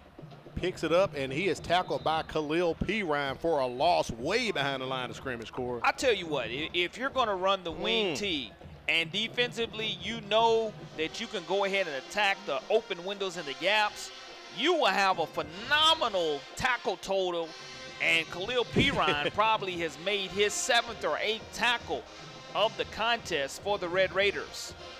Leflore is a young team. They're dressing out around 30 players tonight. They only have 6 seniors on this squad, returning just 4 on offense and 2 on defense, as it is 2nd down and 10. So they're going to credit Singleton with forward progress right to the line of scrimmage, so no loss on the play. 2nd and 10 for the Rattlers from the 25. LeSure back to pass. Looked as if the ball was tipped, and the Leflore receiver fighting for it, and coming down with it is Jeremiah Davis. At the last moment. But incomplete. Could not complete the catch all the way through. At the last moment, this the ball was 5'11", 170-pound junior could not come away with it. And because of his high release point, it was a clean throw. Okay. Because he was able to continue the tight spiral. And when he came down, it was between his legs, and the officials called it incomplete. He tried to get away with it, Corey. And that's a tough call to make, and the official right on top of it. Yeah. And I love it for trying to sell that I was just catch. thinking, he tried to sell it, but he couldn't sell that one. The old biscuit that fell out the basket there. 3rd and 10 coming up here for Leflore. Once again, you can see the strength of LeSure's arm. And Corey, I thought the ball was actually tipped, but it's just he released it so high. He has like a baseball pitcher's throw when he releases the football, but he has plenty of arm strength behind it. LeSure back to pass again, has time, has plenty of room over here if he wants to run it, and does not incomplete that pass to Leon Rocker. I'm sorry, not Leon Rocker, Tabari Diamond. That takes Leflore to 4th down. Diamond, the 6'3", 180-pound junior, was trying to come away with that reception, and you know, you kind of lead him a little bit too far, trying to throw across your body, and just was not a clean connection. He was open, and it's a throw he would like to have back, and you go from being quarterback to, we'll see if he's able to punt it as well. Great camera work from our audio guy, Eric Lowe, from the end zone cam there, doing a great job. 4th and 10 for the Rattlers as they take their time, go to this punt formation. 2 seconds, 1. They get it off just in time. Leshure's punt goes up and down. Corey, that might be like 7-yard, maybe 5-yard net gain. It goes out of bounds with the 40, 42. Let's see where they spotted it. Oh, my goodness. Well, you flipped the field. That looked like one of my Texas chili shots over there on the 3rd hole at Spring Hill, man. When I chili dip one, and then Matt and Phillip make fun of me. It looked like wow, a putt-putt shot instead of a pow-pow shot in regards to the amount of yardage that football traveled. The line of scrimmage was the 25, and the line of scrimmage now is the 36 for BC Rain. So that's an 11-yard punt. 1st and 10 for the Red Raiders, up 20-7.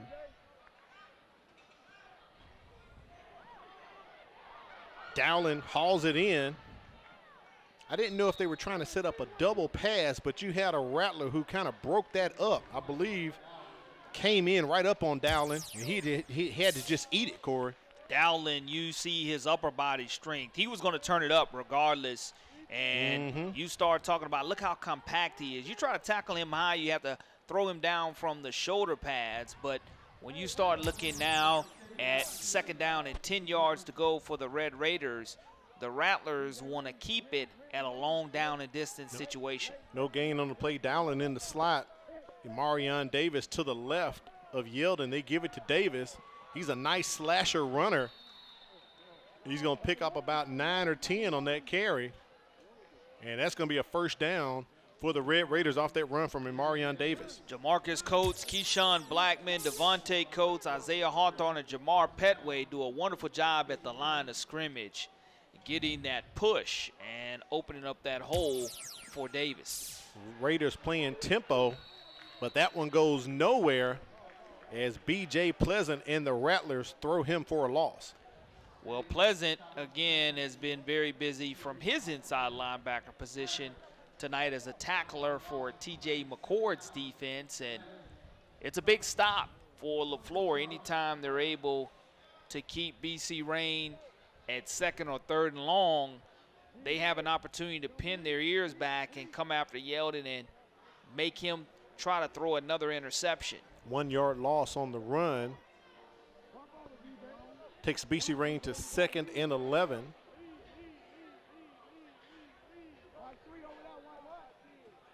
They fake it to Dowling. And Yeldon does the smart thing and throws it away.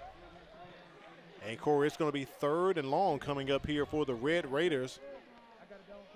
They need to get to the 15-yard line to pick up a 1st down. If you're Leflore, you just have to win the line of scrimmage right here. Right. And make Yeldon very uncomfortable in that pocket and make him find an open wide receiver. And he's had success finding number 10, Tristan Page, and number 3, K.J. Simpson when they decide to throw the football.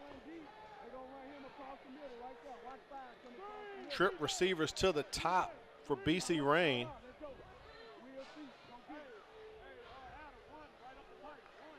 Play clock under 5. Yeldon has time, rolls to his left. The heat is on, a flag comes out, and he throws that ball right to the down marker and actually knocks it down. But we do have a flag on the play. Let's get the call here from Mike Beckton.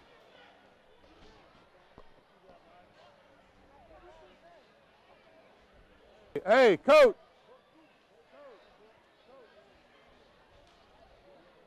Right in the area of holding for sure. And holding against BC Rain, so Leflore declines it. It'll take the Red Raiders to 4th down, see if we can pick up the hole.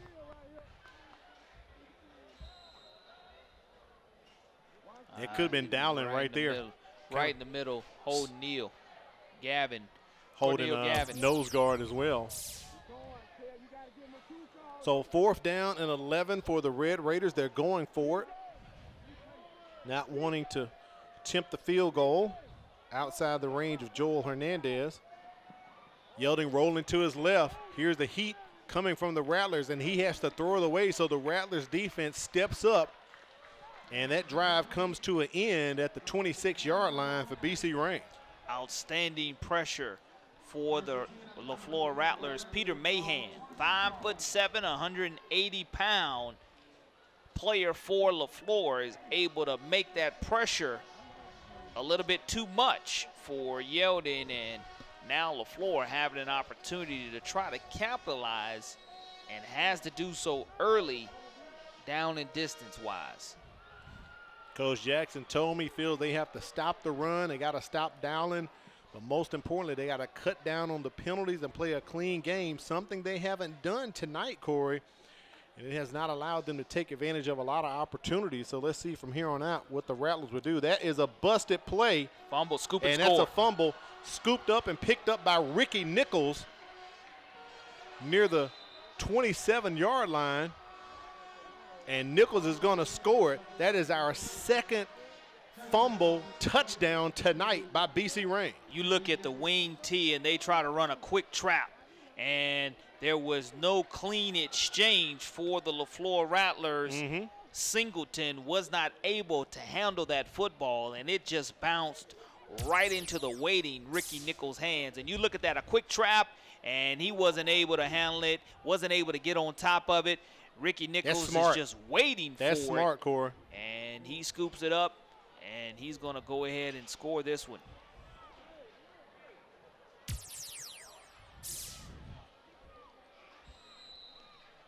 Joel Hernandez on for the extra point. He is 1 for 2 tonight on his extra points. High snap, and he gets it up. And it is good as BC Rain has extended their lead 27-7 over Leflore. While we got a break, take a look at the Alabama Sports Writers Association top 10 polls across the state. We'll start off here with the 5A poll. UMS Wright still has a tight grip on the #1 spot as the unanimous pick once again. Gulf Shores still sits solid at 6, and Faith Academy slides up 1 spot to #9. Let's take it up to the 6A poll. Saraland is the #1 team once again, and the Theodore Bobcats are still #3. These two will meet next Friday night. Theodore's going to host it. It'll be a battle for the #1 seed in 6A Region 1. And lastly, in the 7A poll, Auburn is holding on to the top spot another week. Fairhope sits at 5 after their victory over Daphne last week. Outside the top 10, the Foley Lions once again picking up 1 vote. And there's a look at your Alabama Sports Writers Association top 10 polls. Well, Al, you've seen something you don't see a lot of, which is 2 scoop and scores. You're right, very rarely. A defense. You normally maybe see 1, but not 2. And you always see points off turnovers, maybe on a pick 6 or a scoop and score. Correct. But tough to see 2 scoop and scores if you're the Leflore Rattlers. Now, if you're defensive coordinator for the Red Raiders, Sean Burney, you're absolutely loving the fact that your defense is creating points off of turnovers. And that one was, I mean, it was literally clean as the ball was laying on the carpet right there, just kind of scooted. Like Singleton couldn't grab it back, Corey, and it just kind of kept scooting away. I mean, the turf isn't that wet, and Nichols just picked it right on up and walked in. To Matra Wright on the return as he gets it up to about the 45. And Corey, something we've seen a lot tonight, yellow flags all over the field. That's an easy call to make in regards to being a late hit or personal foul.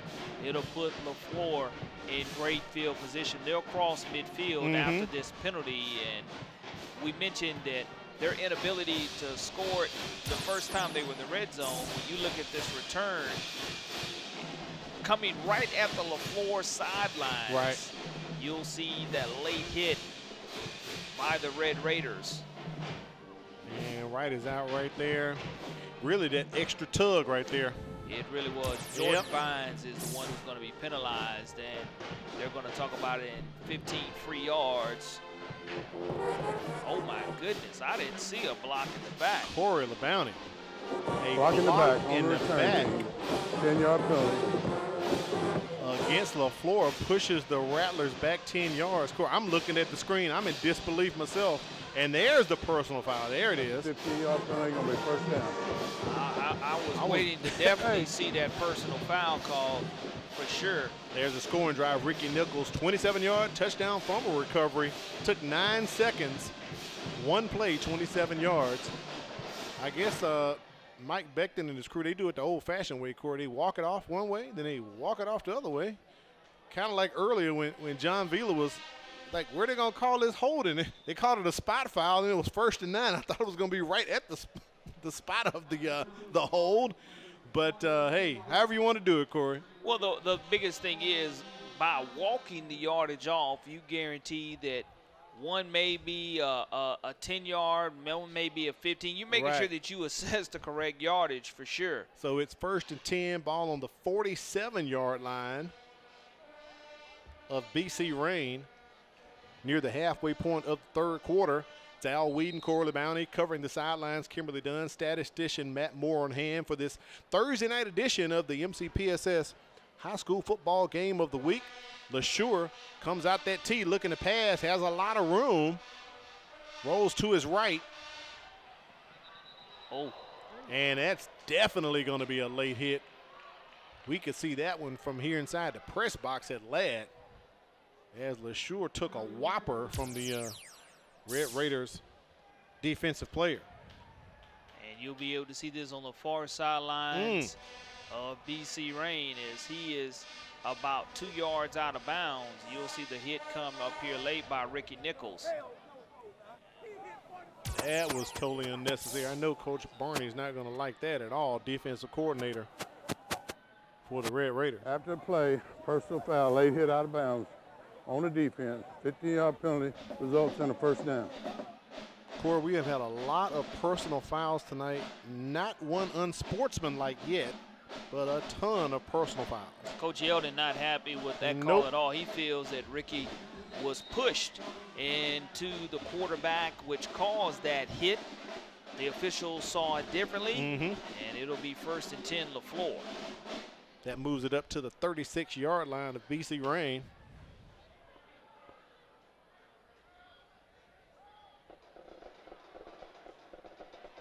Handed off to Singleton. He bounces it outside, picks up about 3 or 4. As he gives a hug to defensive coordinator Sean Burnt. But what you see is the great feet and the great balance that this young running back Singleton does have. And you have to make sure you lay the lumber to him to get him down. It won't be just a one-hit a quit for him when you're trying to tackle this young man. 2nd and 6 coming up here for the Rattlers. They mark it at the 32-yard line.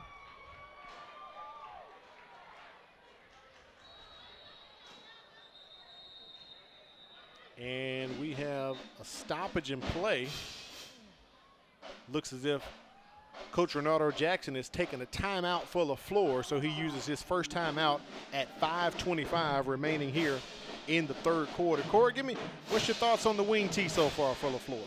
I think it's a great look in regards to getting something different for opposing coaches to look at on film. And you just have to have execution early in regards to getting positive yardage early. Coming up, we'll put our Game of the Week brain buster question out there for Corey LeBounty and see if he'll get it correct, so stick around for that.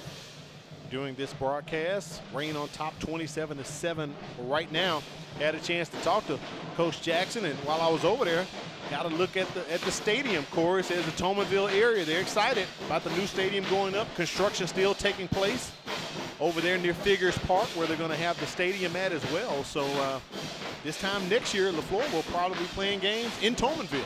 And you have a homecoming crowd that's tremendous tonight, and you can imagine the type of homecoming crowd that you'll have with the on-campus stadium. Absolutely. For Leflore. All right, back to the action after Leflore takes their first time out. 2nd and 6 from the 32. And B.J. Pleasant can't go anywhere.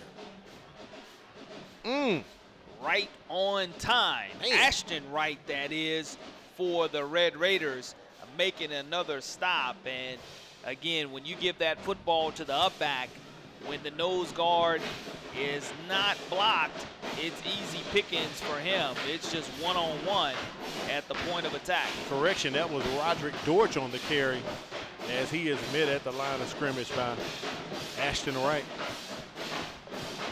3rd and 6, no gain on the play, as the Leflore marching band continues to gain volume in front of us here at Ladd Stadium with their battle against the BC Rain Raiders band.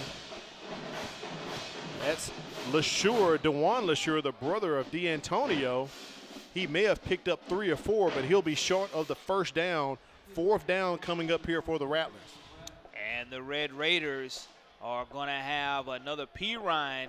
I think that's Khalil. Sure is. Pirine being injured on the play, and Antonio Williams makes the stop as he's not even able to make it all the way over to the sidelines. As he collapses right there, they're going to have to give him some assistance as the young man trying to hop off, as the trainer is going to take a look at Pirine, as Coach Yeldon called him, the thumper.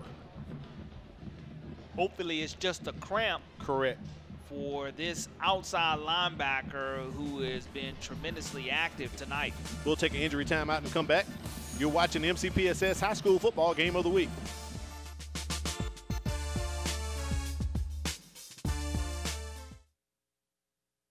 About Mobile County Public Schools. What I enjoy about Mobile County School is the extra attention my teachers give us to help us learn. Teachers are liking their access to technology, and students are liking the quality of their education. I like the technology that's been incorporated into my education. And since 1826, you have trusted us to prepare your child for their future, and we like that. Mobile County Public Schools. We are learning today, leading tomorrow. There's a shot of Pirine on the sidelines that they were able to escort him off of the field, possibly looking like a cramp, Corey. That's exactly what it is for that young man, and he was able to pop up and hobble off. But right. Leflore now, when you start looking at it, it's 4th down now, and Sean Burney would love to get a stop for his defensive squad.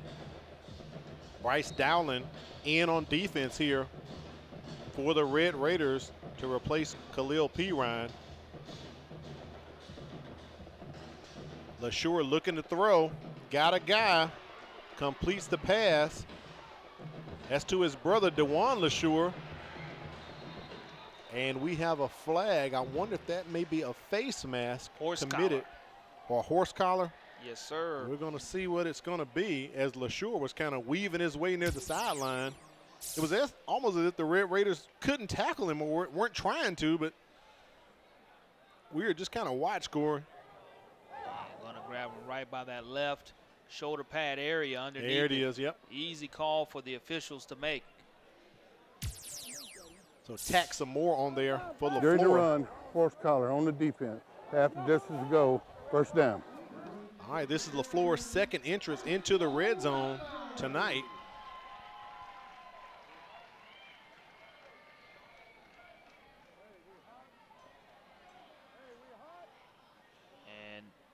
We definitely have a hot clock, meaning it will go ahead and run here. Ball's on the 3-yard line, 1st and goal for the Rattlers.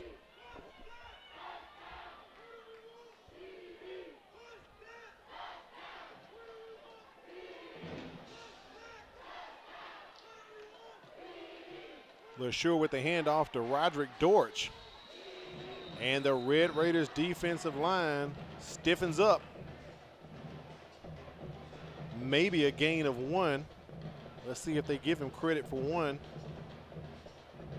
So he's between the 2 and the 3 course, about a half-yard gain for Dortch. Ball security is the biggest thing for LeFlore here, knocking at the 2-yard line.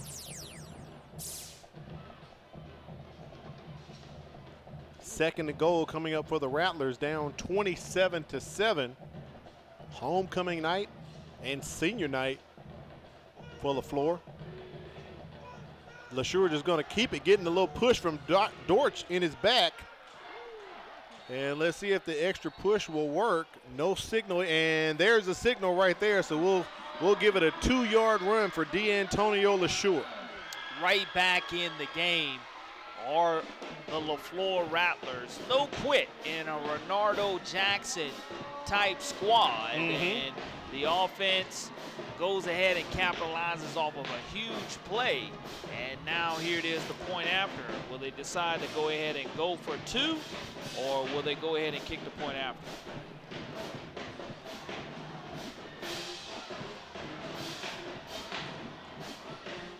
And they're trying to surprise him and go for 2 and leaning it over across. Was that B.J. Pleasant, Corey? It was. B.J. Pleasant with the 2-point conversion as Leflore gets closer. And you can see the ball just stretch right up in there. That's all it takes is for the ball to cross the plane. And the Rattlers are able to have a little momentum here as we get to the end of the third quarter. 3 minutes remaining in the third quarter. All right, let's put up our Game of the Week Brain Buster question while we've got a little break. All right, Corey, this former Rattler went undrafted in 1994, but played 5 seasons in the NFL for Chicago, the New York Jets, and Philadelphia. Who was it? Lawyer Tillman, Anthony Marshall, B.N. Harbin, or Danny Woodson Jr.? Your Game of the Week Brain Buster. We'll reveal that answer later on inside of the broadcast. Leflore has cut the lead to 12 with a 2-yard run by D'Antonio LeSure, and the Rattler faithful are getting back excited up on their feet, Scorer. Well, you have to give your fans here on senior night and homecoming 22 something to be excited about. And here it is. We've already seen the band very excited in regards to them playing nonstop. And here's a big opportunity here on this kickoff to get another huge hit. Tristan Page takes it at about the 22 inside of the numbers. And he's going to be tackled at about the 36-yard line. So BC Rain will take possession here with 2:51 remaining in the third quarter. Leflore's defense rose to the occasion last time defensively. There's our scoring drive, Corey. 7 plays, 47 yards, and more importantly, that defense had 3 minutes and 5 seconds to rest, as you have some Rattlers who are playing both ways tonight for Renardo Jackson. But wouldn't it be a huge opportunity to come away with a turnover, whether it's on downs or whether it's a fumble or interception, something to get your defense continue to be involved? Marion Davis with the run as he is tackled near the 47-yard line. Big run by the young man. That'll be enough to move the change. First down for BC Rain. And what you have to do is you have to go ahead and weave your way in and out. But when you pick the right hole and hit it, the time you're tackled, you already have enough for the first down. I like that running by Davis. He's a shifty guy. That time he goes north and south straight up the middle to the midfield stripe, just past it. They'll mark him at the 49-yard line. Another run by Marion Davis. Roderick Dortch on the stop for Leflore, but not before 4 yards were gained. Second down and 6 yards to go for the Red Raiders, who also have players playing both ways. That's correct. Bryce Dowland not on the field right now, but Ricky Nichols playing on offense as he's blocking for Davis. Davis picks up about 3 right there. Going to bring up 3rd and short for BC Rain. Wright comes from his cornerback position. The 155-pound senior already has 1 interception of the night, makes an outstanding open field tackle right before the first down is gained, and it's going to be right down at 3rd and 3 to go. And if there's a time now for this Leflore defense to find its rhythm, it is right here on this third down play. Dowling back in the ball game on offense. Yelding directing traffic. 2 seconds on the play clock. 1. They get it off. Play action. And we have whistles. I wonder if Coach Yelding called the timeout. And he did. He was a little suspect, Corey. So the headsets are off across the way. Yeah, he called the timeout in disgust.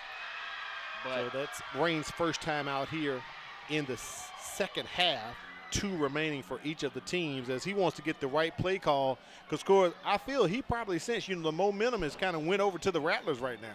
Well, offensive coordinator Famous Davis talking to his guys, letting them know that it's just going to boil down to execution right here. You don't want to have any type of penalty that will go ahead and bring you up into 3rd and long. And if you're Leflore, you just have to find a way to win the line of scrimmage. You have to go ahead and make Yeldon uncomfortable in this position of quarterback tonight.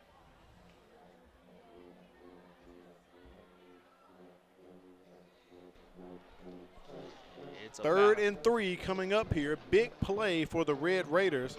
And this is one of those plays that Coach Yeldon told me about the other night on the phone. Say we can't overlook our competition. We've got to take one each as it is, a big jumbo package in and some movement. I saw a couple of the Red Raiders moving, Corey, and that is a false start. That'll push him back 5, so it's going to turn into 3rd and 7 coming up here. That's what you did not want. I'm sorry, 3rd and 9. If you were BC Rain, you wanted to come out of the timeout not having a penalty, and that's exactly what the offensive line does.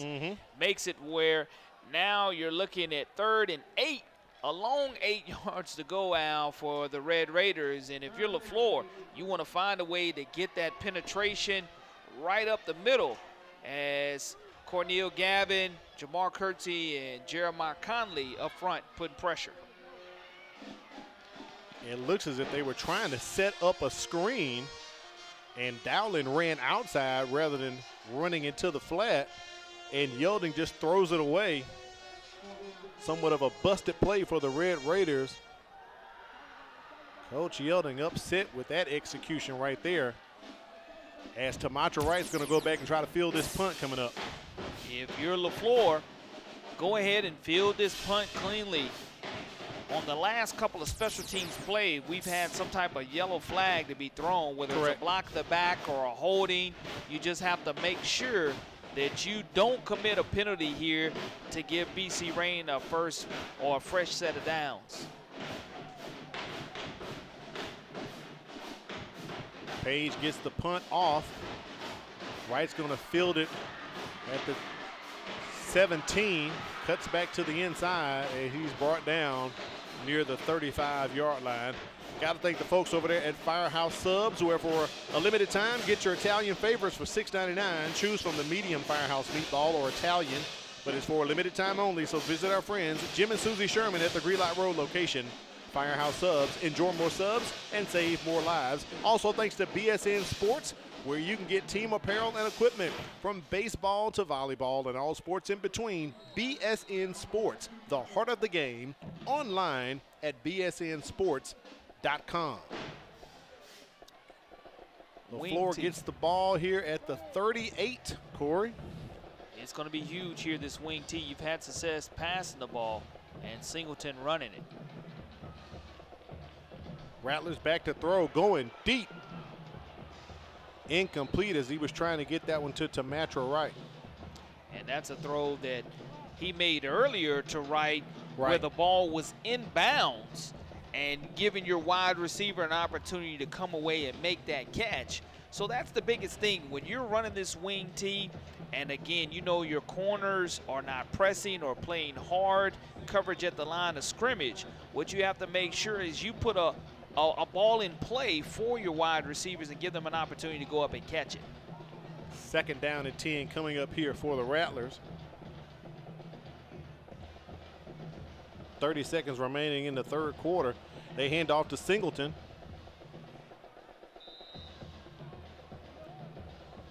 He picks up about 4 yards on the play.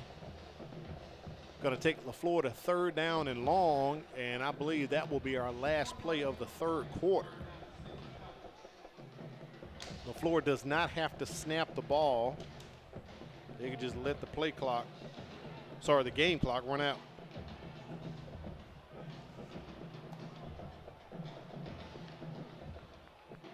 And all the fingers go up, signifying it's time for the 4th quarter, as that is the end of the 3rd.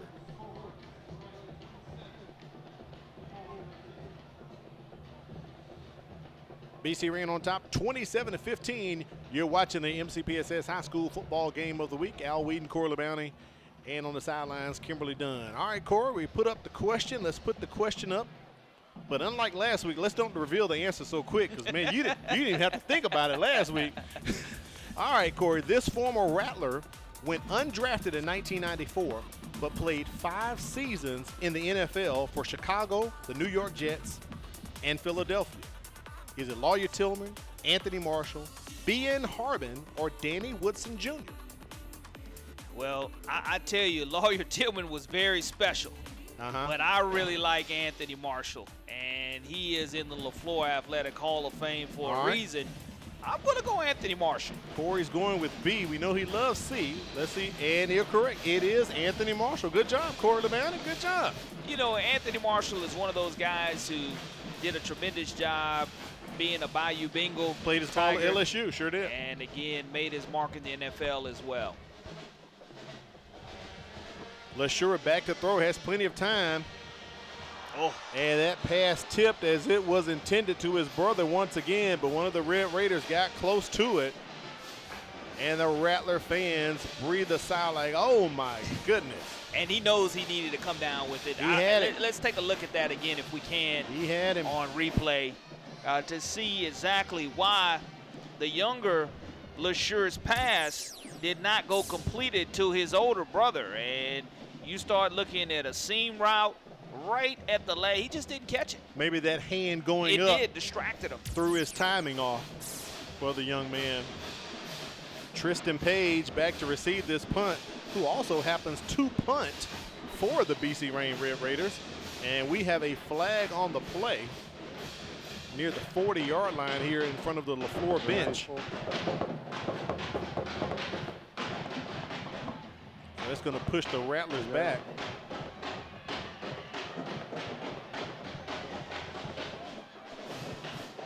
Oh, I'm sorry, sideline warning against the Rattlers.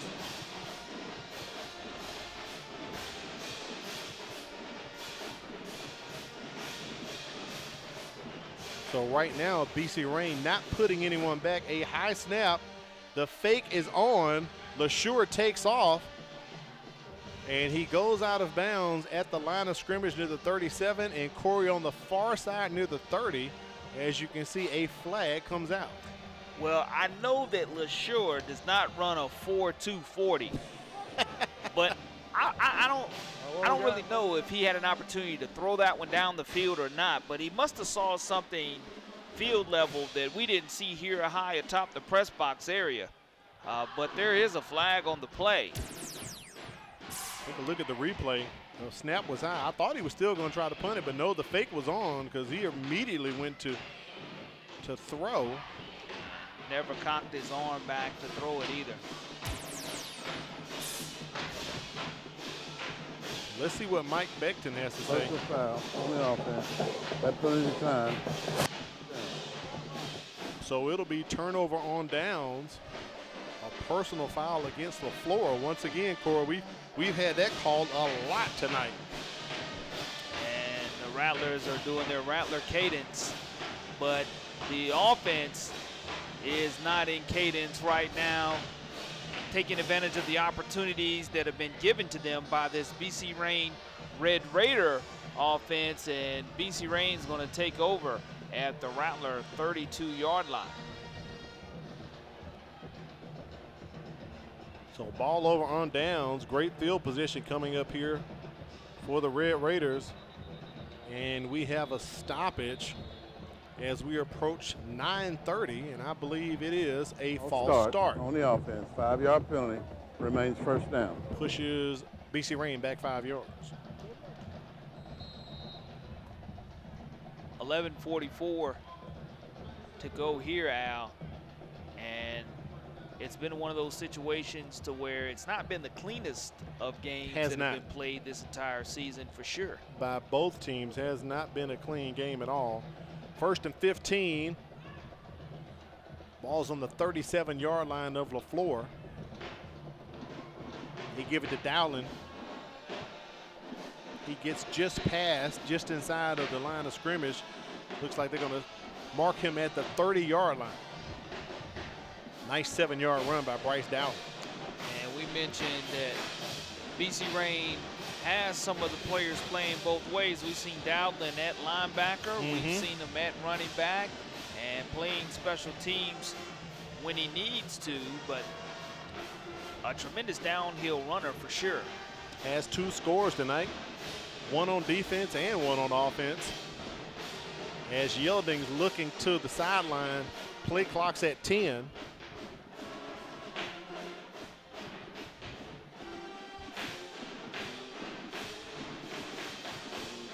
Yielding's pass to Tristan Page, incomplete. This will be 3rd down coming up for the Red Raiders. 3rd and 8 is what we will officially call it, and we'll see if the Red Raiders are able to convert.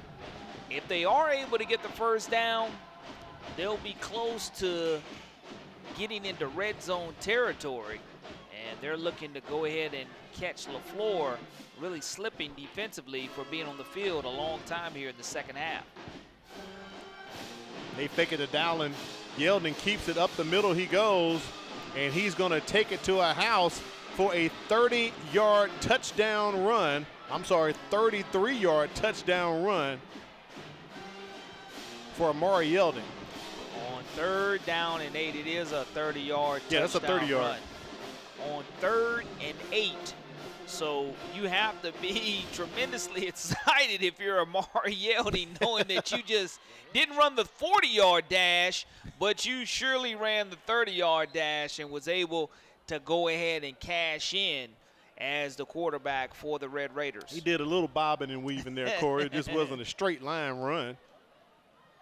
That's Yeldon's 2nd touchdown tonight, 1 on the ground, and he has thrown one as well. BC Rains extends their lead 34-15 over Leflore as Amari Yeldon hits pay dirt for the Red Raiders.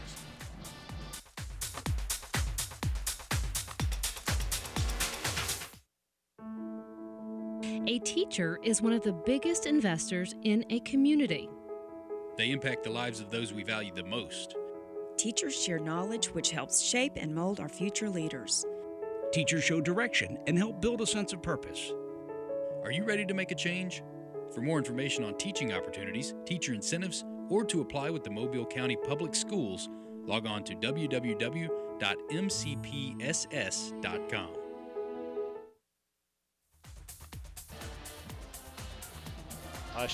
A shot of the moon and a shot that BC Rain has taken tonight as they try to get a win to continue their hopes of making the playoffs, Corey. We talked about it in the pregame, Al. Control your own destiny tonight if you're the Red Raiders. And if you're the Viger Wolves sitting at home here watching this game, right. You're really pulling for the orange and green of Leflore as jockeying for playoff position continues these last 2 weeks of high school football. A flag right at the time of the kick.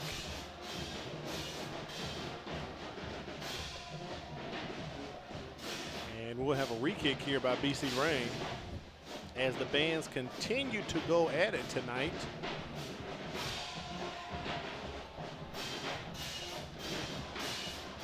As for the Red Raiders, they're dressing out about 55 players tonight. Leflore has 6 seniors. BC Rain only has 5 seniors, returning 9 on offense and 6 on defense.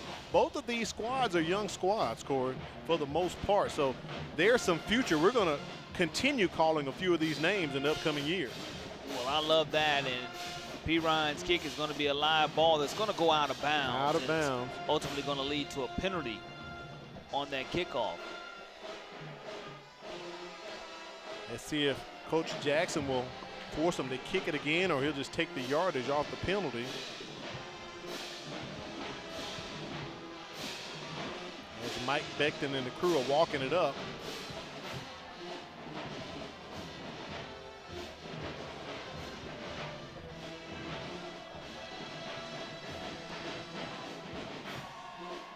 On the far side over there on the BC Reign sideline, just behind Mike Beckton, you can see Public Safety Director and BC Reign graduate Lawrence Batiste. I walked in, Corey, I said, man, I'm always seeing you at these BC Reign games. He kind of chuckled like, you know why I'm here. He likes to support his Red Raiders, and there's nothing wrong with that. As you and I both here at homecoming for the Leflore Rattlers, it's a homecoming for us both, as both of us are Leflore High School graduates. Yep. 1st and 10 for the Rattlers. The ball's at the 38-yard line. Down 34-15 to BC Reign. Up the middle goes Roderick Dortch. And you can see Ricky Nichols trying to strip it out of there. Unsuccessful. Nice run by Dortch. Takes it up to the 45. The biggest thing for Dortch is he took care of the football. We saw that same exact play lead to a turnover. You give it to the up back, and he just kind of bobs and weaves his way around and is very patient pressing the hole when he does get it. You can see Bryce Dowling down there at the bottom of the pile tugging at it. 2nd and 3 coming up here for the Rattlers. We'll call it 2nd and 4.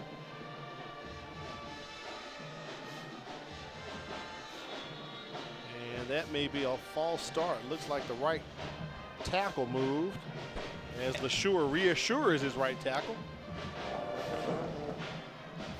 And I will say this after this penalty is assessed and called out by our official here. One of the things on that touchdown run by the quarterback yielding, Jordan Vines, number 6, he has the pink protection on his arms, the arm sleeves, and he signaled touchdown before Amari even had scored it. A lot of confidence knowing that your quarterback was going to go ahead and cash in. He was blocking down the field, and as soon as they got past him, he turned around and threw his hands up. Very similar to what you saw Lane Kiffin do when he was Alabama's offensive coordinator on the sidelines, knowing that it had been executed to a T. Looks like a timeout has been called by Leflore.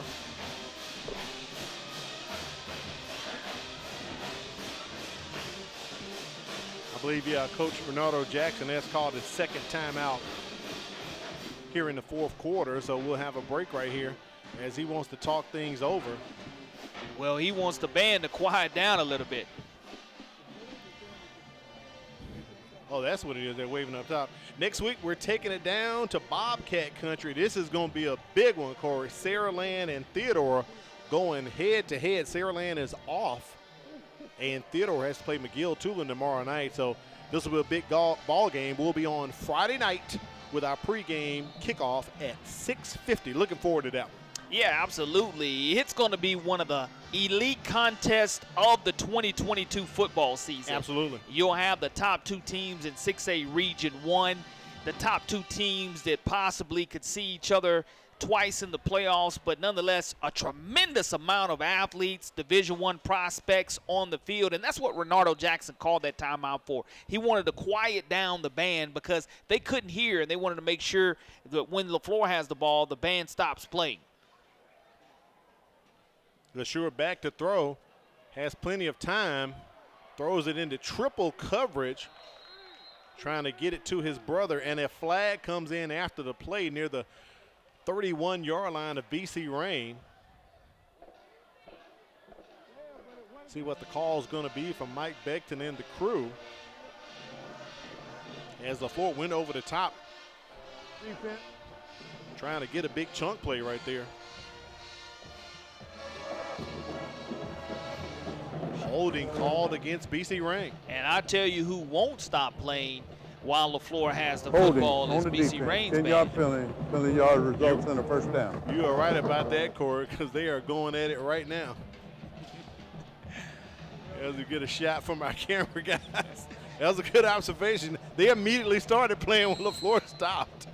So it's first down and 10, ball at the 50-yard line. 9:17 remaining here in the contest. Leflore down 34-15.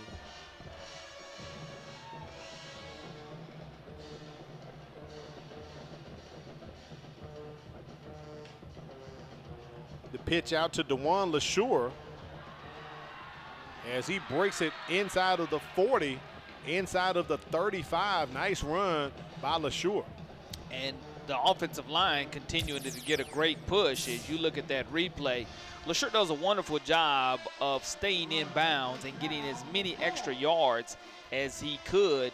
And yards after contact allow him to go ahead and get a fresh set of downs right at the 35-yard line of the Red Raiders. 15-yard pickup by the older brother of D'Antonio LeSure.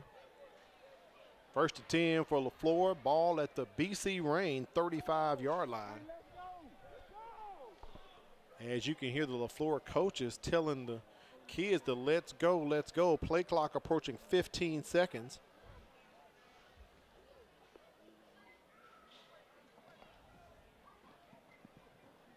Hand off to Singleton. He picks up a couple. And Corey, that is probably, if you want to call it, the downside of running this wing T. It takes a while for things to develop, and the way Leflore is down right now, they need to score quick if they're trying to get back in the game. We have an injured BC Rain Red Raider.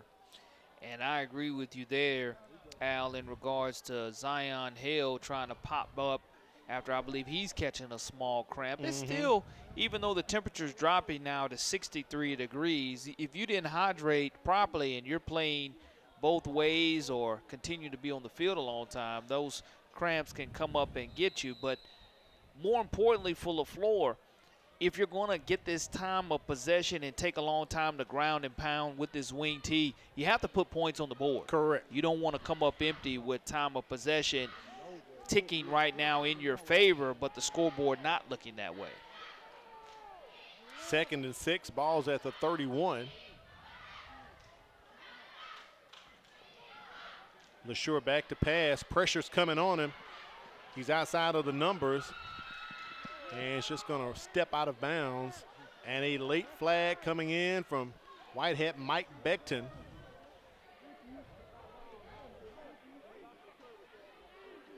And I don't know if that's going to be a holding or a personal foul. Right. And it's going against Leflore. I think that may be a hold. Blind side from that. I believe he was trying to say a blindside block, Corey. Crackback block. Crackback block. There we go. That's what we call an old school. I don't know if we're able to see it on film exactly where it happened, because the flag came in right around the numbers is where I saw the flag thrown, but it is going to cause a tremendous loss for the Rattlers. And puts it back on the 45. Here's the replay here. Let's see if we can see it. Coming back to make the block at some point in time. Maybe right there. That's the only play I could have seen that would have caused the flag to be thrown. And ironically to me, LeSure was nowhere near where the block hit. Already passed that area. He was out of bounds, Corey. But so I think that was more so of, if you want to call it, the sportsmanship of the rule, you know. And Dylan Robinson almost came away with another takeaway for the Red Raiders. So the quarterback, LeSure, don't want to make sure I get D'Antonio and not his brother being careful with the football there. You don't want to turn the ball over. Again, I mentioned time of possession. If you have a drive going in your favor here with 7:59 remaining, and this is a huge third down, BC Rain, single coverage, don't want to get beat deep. 3rd and 20 coming up for Leflore. LeSure running for his life, and the Red Raiders, they wrap him up just outside of the 40-yard line. They brought the heat on that one, Corey. That's going to take the Rattlers to 4th down. Well, if you're Renardo Jackson, 7:35 remaining here in the 4th quarter, you go ahead and you go for it because you're trailing by 19 points. And in this situation, what you try to get is a pass interference call or a personal foul call, maybe a face mask, something that will lead to positive yards. 4th and 16, and Coach Jackson is going to burn his last time out. And he wants to talk to the young men down 34-15. I like the timeout, and it's to go ahead and make sure that everybody's on the same page at 4th down. Now, what you don't want out of the timeout is what we saw earlier, for someone to jump off sides or there to be a penalty coming out of a timeout. Right. You want to make sure that the execution is clean, whatever your best play is for 4th down and long. When I was talking to Coach Jackson over at the school the other day, Corey, I had to ask him during my interview, how did it feel coaching against Viger last week? And he said it was kind of surreal when he lined up against him. It kind of came to him, you know, he saw his dream of one day being a head coach fulfilled, and it was great to receive congratulations from the young men he had helped develop over the years, and they were kind of congratulating him. So he said it was a surreal moment to coach against the Wolfpack, but also to see the young men that he helped develop grow and continue to grow. As I was looking over my shoulder at the little, if you want to call it a smaller version of the blue map he had in his office as well from that championship last year. Miniature trophy to keep him motivated there. 4th and 14 for Leflore. LeSure has time. He throws it, trying to reach his brother, and he catches it. That is a 41-yard pass from LeSure to LeSure. Caleb Phillips, the defensive back, beat on the play. And we've seen touchdowns tonight on 4th down by both of these teams, something you don't see a lot of, but That's you right. see the arm strength of the sophomore quarterback, and he lets it wind up. And this is the second time tonight his brother made sure he looked this one in. The brother-to-brother connection, and he had time to step into it, even with the heat coming on him, Corey, because if he had thrown it off his back foot, that ball probably would have floated. But stepping into it, D'Antonio LeSure to DeJuan LeSure. And I love the brotherly love here. Another 2-point conversion opportunity for Leflore. The direct snap. As they pitch it off. It's going to be good. It is good as Leflore converts on the 2-point conversion. Mike Luttrell takes it in. 34-23 is the score.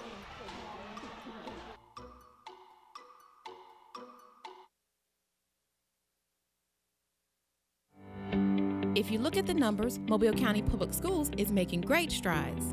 With more than 53,000 students, 7,000 employees, and 90 schools, we are consistently increasing our 4-year graduation rate and our first-class pre-K program. We continue to strive for national recognition and continue to prepare our students for the global workforce. And we do all of this with one goal in mind, to equip and empower college and career-ready graduates. Mobile County Public Schools. We're learning today, leading tomorrow.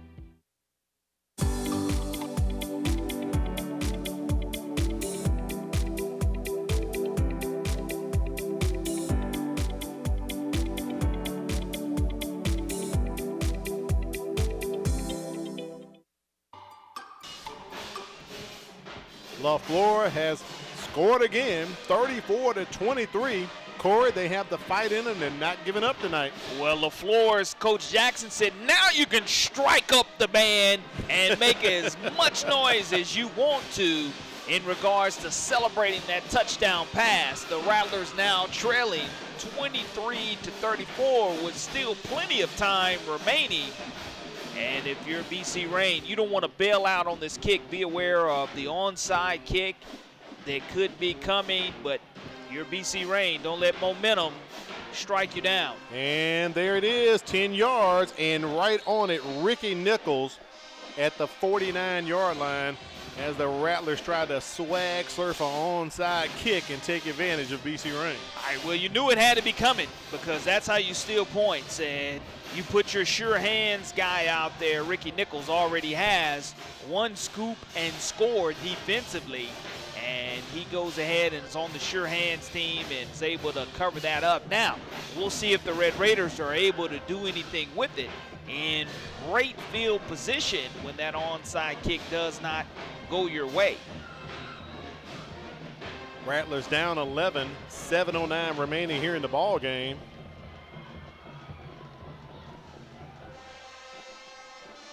Amari Yelding leading the Red Raiders on the field. Amarion Davis just to his right. They hand it off to Davis.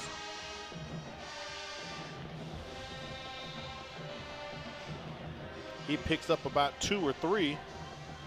Take the BC Rain a second down. And again, what's amazing to me going back to that touchdown throw is Leflore, out of this wing T offense, has shown that you don't have to be successful running the football, even though that's what your intentions are. They've taken advantage of this depleted secondary and been able to score multiple times on throwing the football through the air.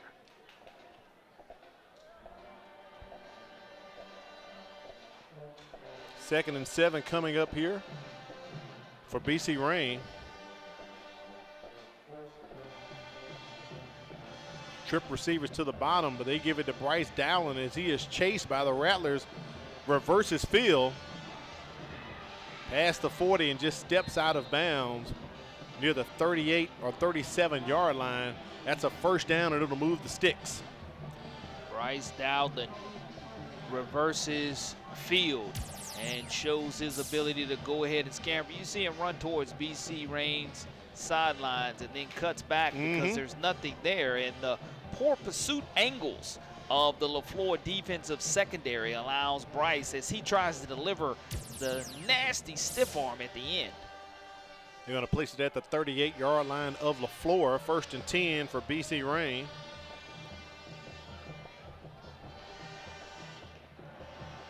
As we are under 6 minutes, and want to push it back up to 40 seconds. Mike Beckton asking to push the play clock back up. And I think we're ready to roll. Not quite yet.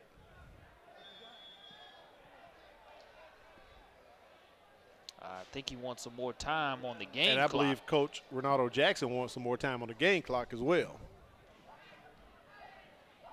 That's what he's asking for.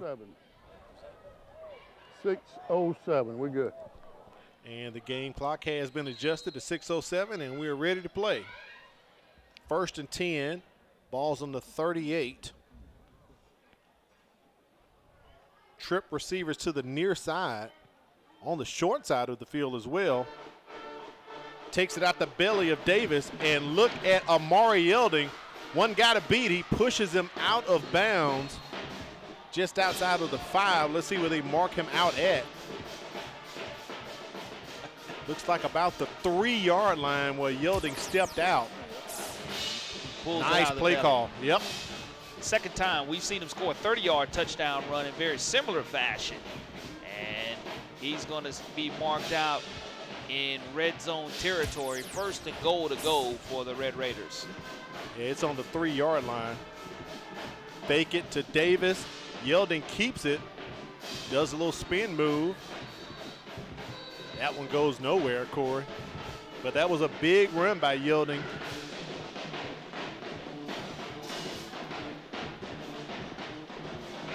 Second and goal coming up here.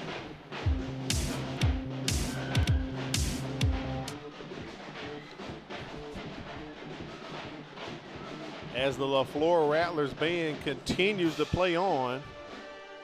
No gain on the play, and BC Rain, of course, just taking their time, Corey.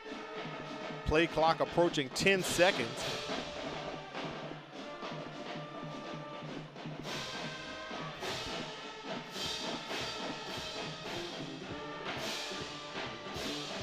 Handed off to Bryce Dowling. And he literally 1, 2, 3, 4, 5 leaves 5 Rattlers in the dust for a 3 yard score. And that's Dowling's 3rd touchdown tonight. 4 Leflore Rattlers around the football. And I mentioned part of my checklist is for the Rattlers to tackle at the point of attack. If any of them go low on Dowling, he slices through them and slithers his way through the snakes who are trying to tackle him and comes away with 6 more for Leflore.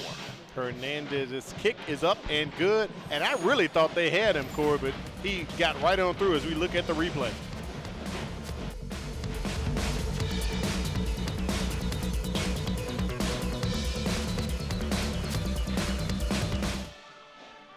Thank you.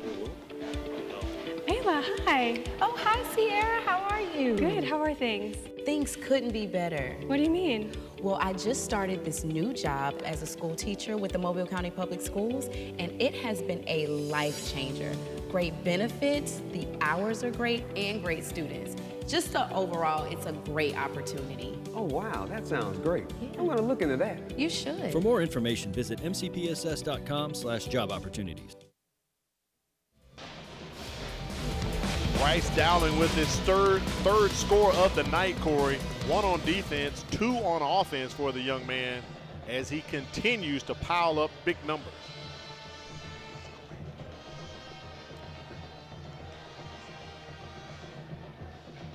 Hernandez kicks off. Taken by Tamatra Wright, who's been doing a good job on kick returns tonight for the Rattlers. Great return inside of the 35 as BC Rain is up 41-23. Well, if you're Leflore, out of this wing T offense you've been running, and you want to continue to have success attacking the secondary of the Red Raiders, because you mentioned it moments ago, you don't have time to ground and pound. You don't. You have to go ahead and go for what you know and take what the defense gives you. If you're the quarterback, D'Antonio LeSure.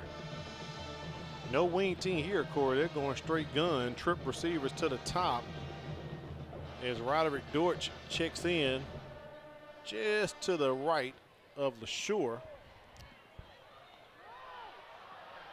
LeSure has time and is brought down by Khalil Pirine. Pirine back in the ball game after that cramp. I thought LeSure would have just thrown it away. That's about a 6-yard loss. Yeah, in that situation, you've got to know that you're outside of the pocket, right, and you're out of the tackle box area. Go ahead and throw that one away. Get rid of it. Don't take that loss of yardage. Now, what's happening here with the secondary of BC Rain? There is a flag on the play, but BC Rain's secondary is go ahead and drop it back. So when you're playing the drop back coverage that they're playing, looks like too high safety. You have the underneath routes that are available for Leflore. You're not going to be able to hit them with the D ball any longer.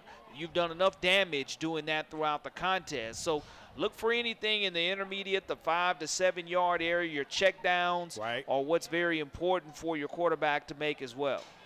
Mike Becton talking with Lawrence Yelding, getting his decision as how he wants to handle this. Right here. Hold it.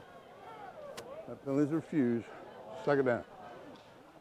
So Yelding refused the penalty. Basically, take the tackle where it was at the 39-yard line. At about a 6-yard loss for the Rattlers.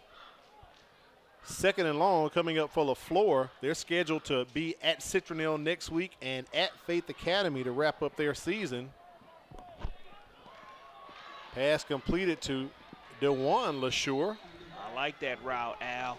And that's what you have to do. Find the confidence in your brother in that situation, and you're able to go ahead and, as the defense bails out past the line of scrimmage, take their intermediate routes and the 5 to 7 yard routes, and again, you'll have success as now it looks like it's going to be 3rd down and 6 yards to go. A little dump down, take what they'll give you. Ball's at the 30-yard line.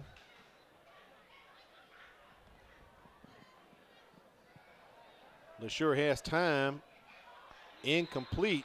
Kind of bounced off the arm of his intended receiver, Jeremiah Davis. It'll be 4th down coming up for the Rattlers. And guess who's in coverage on that play? Let me guess. Bryce Dowling? That would be correct. It's taking a while, I guess, there, yeah, Corey. Having a whale of a game tonight. Playing for offense the Red and Raiders. defense, yep. And consistently doing it as well. Speaking of the Red Raiders, they're going to be traveling to Alberta next week and then hosting Gulf Shores. 2 more region contests left for BC Rain. Same formation for Leflore. Pass complete from LeSure to LeSure, picks up the first down. Rattlers inside the red zone. And that's what you have to have. You start looking at being able to pick up another first down. The clock will stop as they move the chains, and then it will start to run again. But you have to go quickly in tempo right here. First and 10, balls on the 17.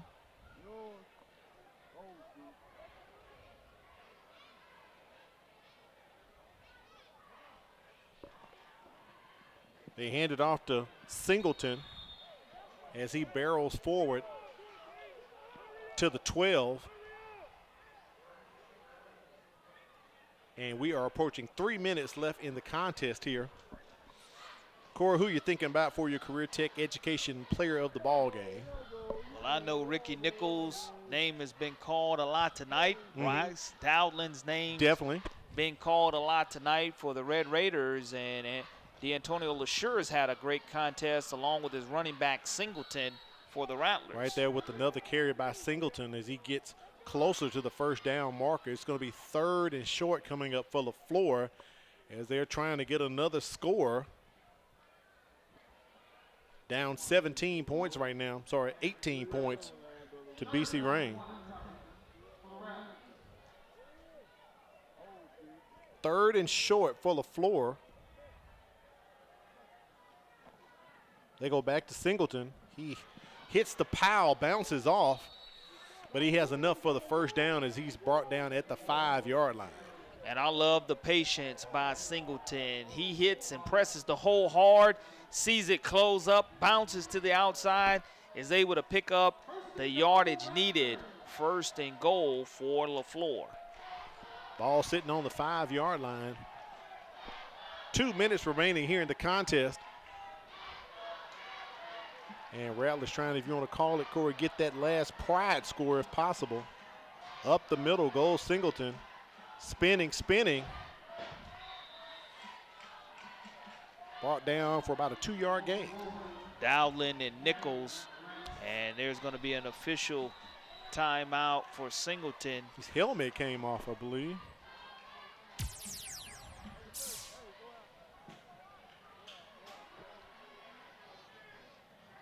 Game clock has stopped.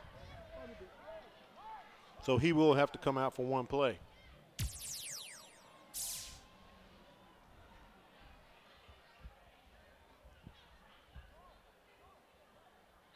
Second and goal for Leflore. Ball's at the 2-yard line. B.J. Pleasant enters the ball game along with Roderick Dortch.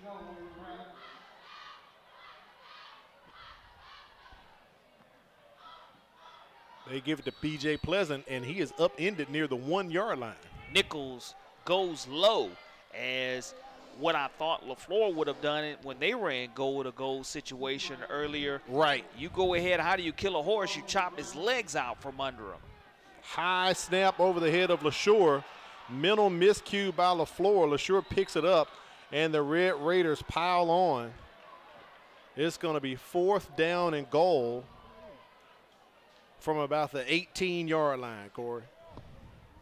Negative yardage for the Rattlers in the red zone is something you don't want to see. You want to see and give your team an opportunity. We've seen them score on 4th and 20, and now you're looking at a 4th down and goal to go. So it's all or nothing right here on this play for Leflore.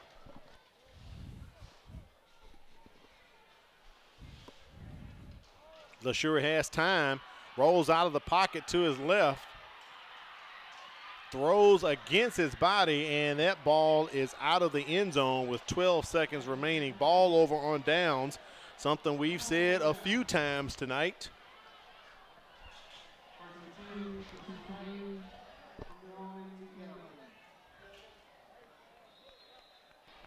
And we'll take a look at our Career Tech Education Player of the Ball game. We'll get it up here as we get ready to wrap this thing up, Corey. 11 seconds remaining.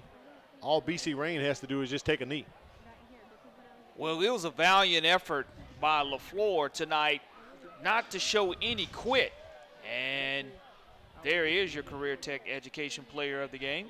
Bryce Dowdland, 3 touchdowns tonight he accounted for. Had a 65-yard touchdown return off of a fumble, had a 4-yard run to start off the scoring for the Red Raiders. And he scores the Red Raiders' last touchdown, Corey, with a 3-yard scamper as well, and played defense, as we called his name out on defense a lot tonight as well. So he was Mr. Everything for the Red Raiders. Well, you just come out and you play with a lot of determination, and this is a big-time win for the BC Reign Red Raider program as they continue to keep their playoff hopes alive. Leflore going to be looking to get their first win of the season next week at Centronelle on the road. That is correct. Currently, Centronelle winless as well as the Rattlers. We'll see what happens with Centronelle tomorrow night. But tonight, BC Reign is going to get the win 41-23, and that's one win closer for Lawrence Yelding and his Red Raiders. It really is, Al, and it's very important for them and their program to, again, establish the foundation of trying to make the playoffs in back-to-back years, something that you mentioned earlier that BC Reign has not been able to accomplish in a very long time. Right. Last time they made back-to-back playoff appearances was 2002 and 2003. But tonight they came out exploding, Corey, 41 points for the Red Raiders.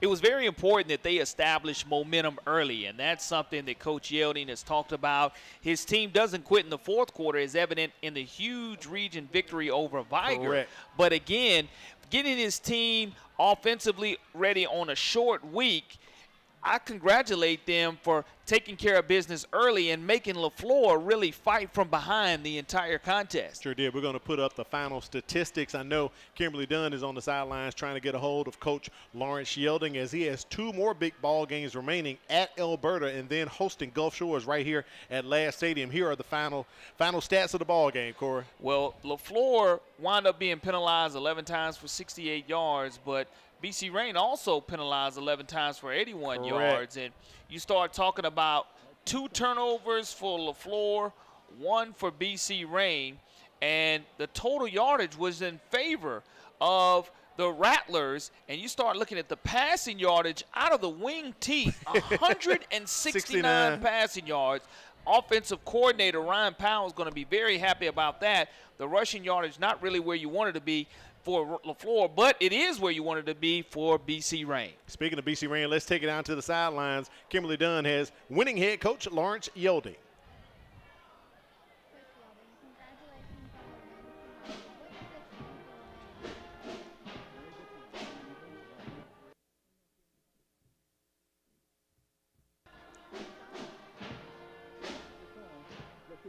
Sorry, we're having some audio difficulties with Kimberly talking with Coach Yelding, but I know he's excited about the victory tonight, Corey. Well, you know, he talked about what they had to do to go ahead and get this victory. He's probably not happy with the big-time explosive plays that were given up on 4th down, but at the same time, his team came away with the victory. Absolutely. BC Reign gets the win tonight, 41-23.